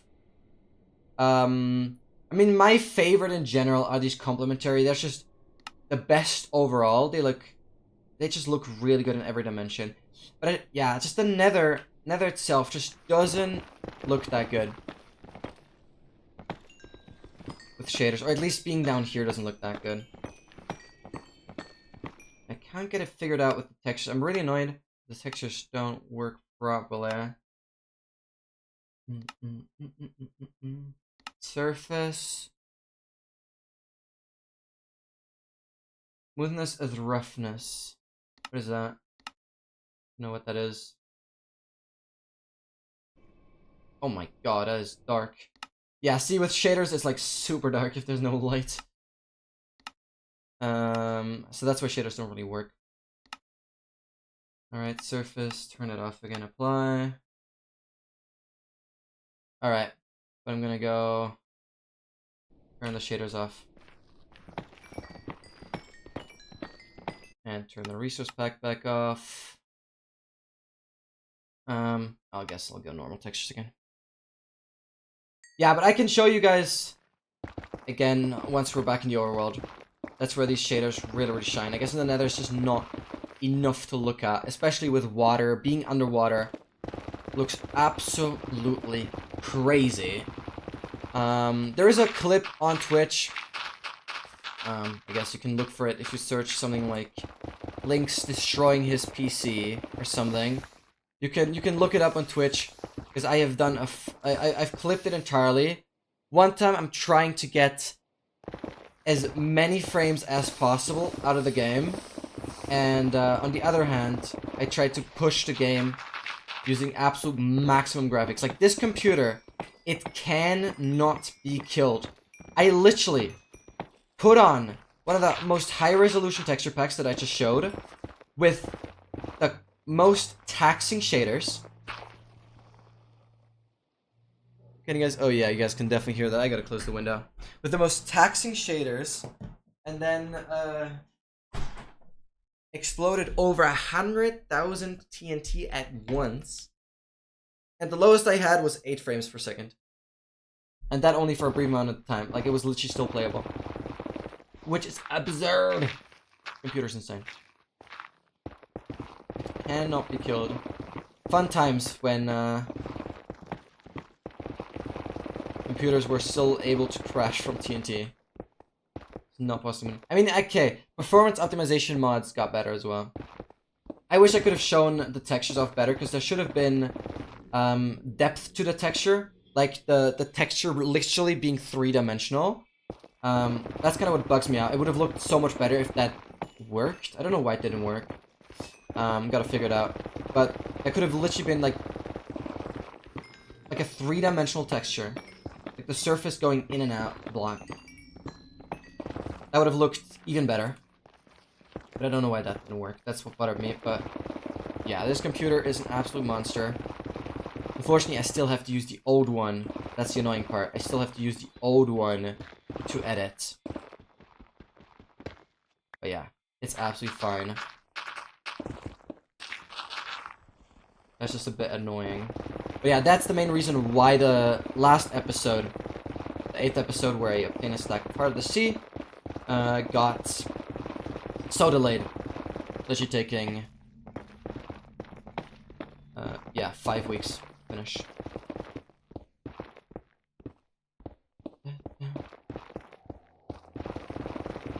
Alright.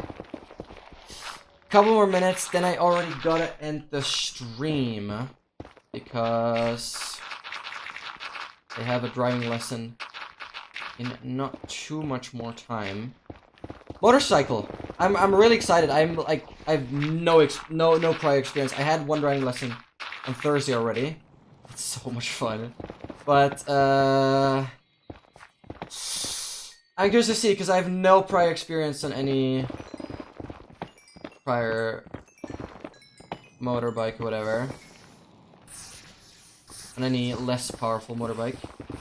So I'm a bit nervous when it comes to the actual, like, driving test, which I have on the 23rd of May, I believe. So look, like, I only had one driving lesson so far. So, like, there's still more practice I will have, luckily. But I'm curious to see how it works.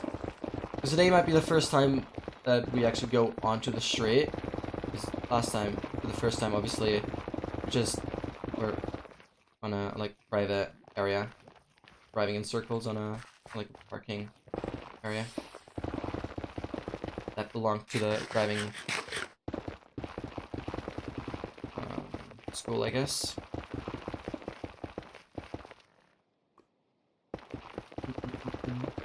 CBT? Wait, what does that stand for again? Sorry, I'm stupid. I've heard it, and I think I know what you mean with it, but I just want to make sure. Like, I've finished the driving lesson, or the driving... I have the driving license for the car already. For a couple months now. And now I'm doing the motorbike as well. But I've really not had much practice on the cars, so... Still not that good. Fine, I guess, though. Theory for bikes? Yeah, I guess. Oh, I keep forgetting to switch to pickaxes. I only want to use the fortune pickaxe whenever I mine quartz, and then mainly use the silk touch pickaxe that I have in my offhand. But obviously, wouldn't mind the quartz until I get the levels. I have to switch more consistently. I forgot again. Doing driving lessons as well. Let's go! Hey, good luck on those. That's awesome. That's freaking awesome.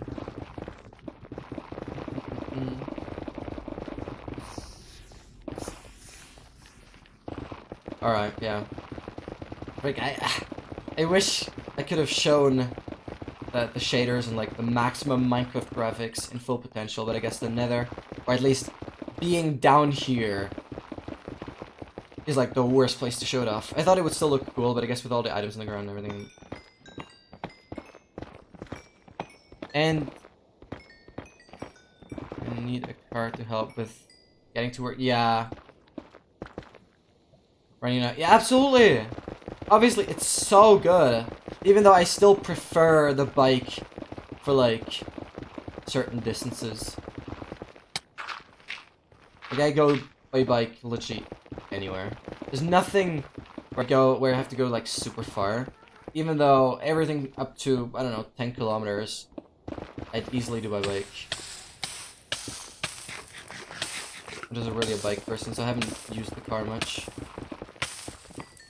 Only really when we had to transport something, or it's like further away.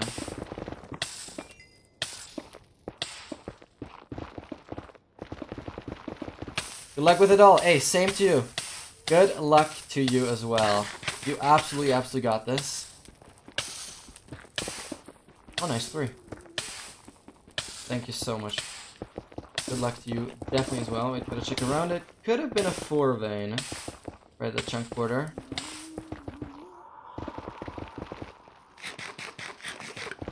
I wish you once had a 5 vein, but that only happened to me once so far.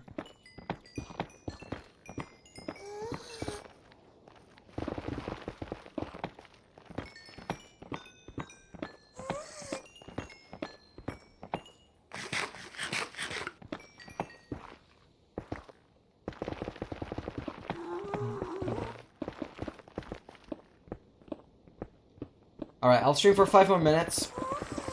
That way I have a little time to eat. And then I already have to go.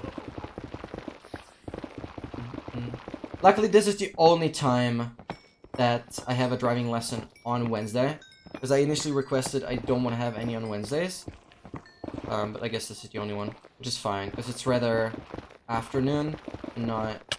Well, I guess it starts at 1 p.m. And luckily not in the morning. Because most of the others are in the morning. Because I knew I wanted to bring this stream back. I would have been really annoyed if I had to delay or cancel or whatever do with this stream. I just like the stream for like different time zones, or I guess for my time zone, kind of have as a breakfast stream. I don't know. You know, a lot of people go to school, I know that, but maybe they can watch it right before they go to school and whatever. I think it's cool. And I'm definitely motivated enough to get up this early for a stream. Otherwise, getting up this early would kind of annoy me, but for a stream, definitely. Sacrificing some sleep. Love it. Especially because I know I'm gonna do a small nap after the driving lesson. And then I'll be absolutely set for the remaining day. There's gonna be a lot of editing today. I hope I can completely finish the fine cut, actually. Which means the full length of the next video will be defined. Yeah, the next episode's gonna be crazy. I don't want to spoil anything, but the next episode finishes a really, really rare item that I require for the challenge. The episode after that literally finishes 2 stacks. So in that episode, we probably have 2 additional montages, which I do not look forward to making, but they're gonna be really sick, I'm pretty sure. And then the episode after that is gonna finally include this advancement pack, where I already showed you guys earlier. I made a full overlay, including all 1064 advancements that are in here. That additionally took me a couple months to make. I'm finally done with that.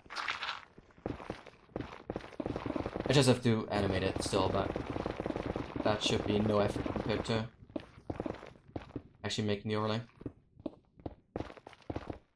You will have to let us know when you pass. I of course will. You guys will definitely have to know that. But just tune in into the stream after May the 23rd. And then I'll let you know.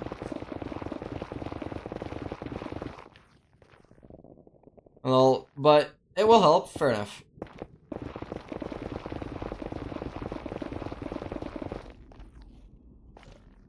Yeah, I know. Yeah, I know.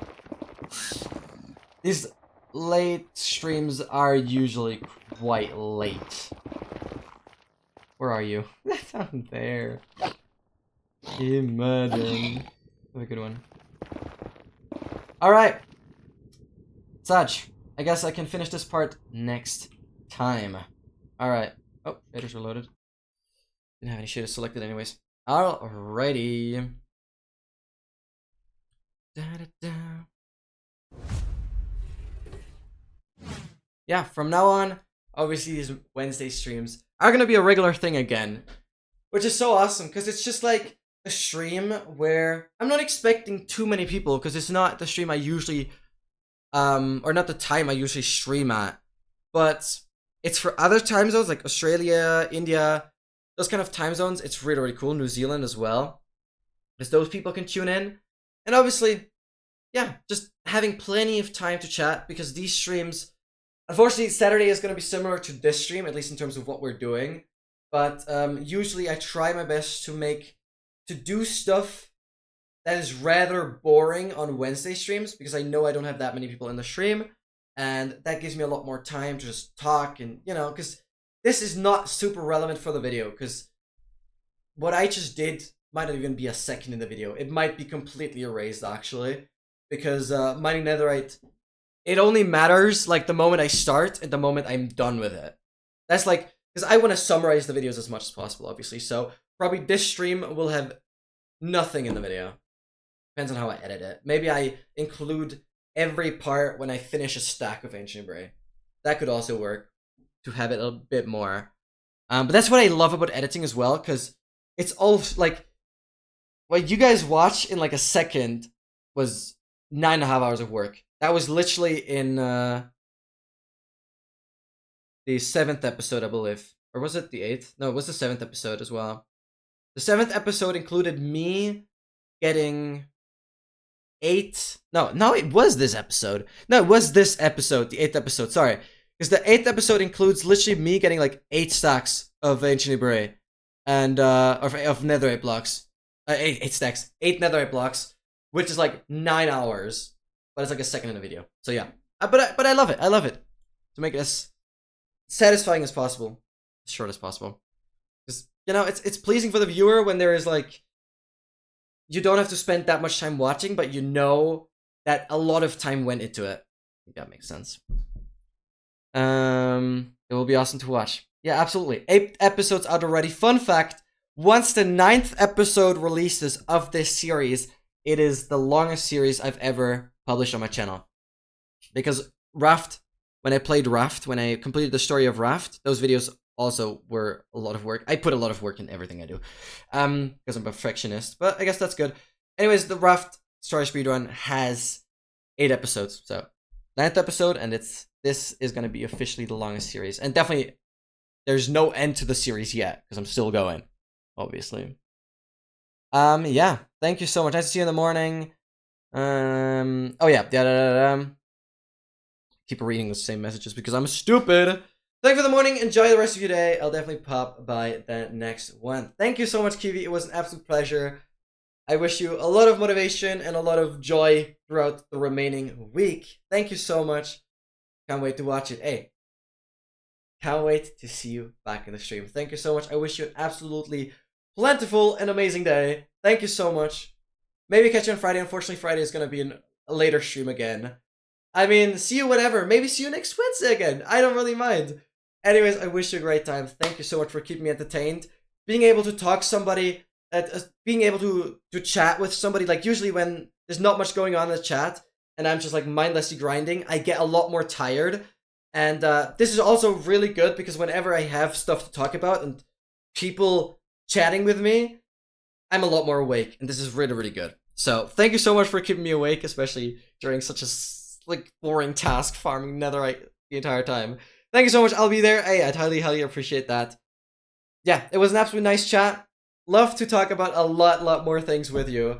And yeah, good luck on your driving tests and driving lessons as well. Thank you so much for being in the stream. Guys, I'll see you all on Wednesday. On Friday. Yeah. On some more Sons of the Forest and 7 Days to Die, so some more survival action. Bye!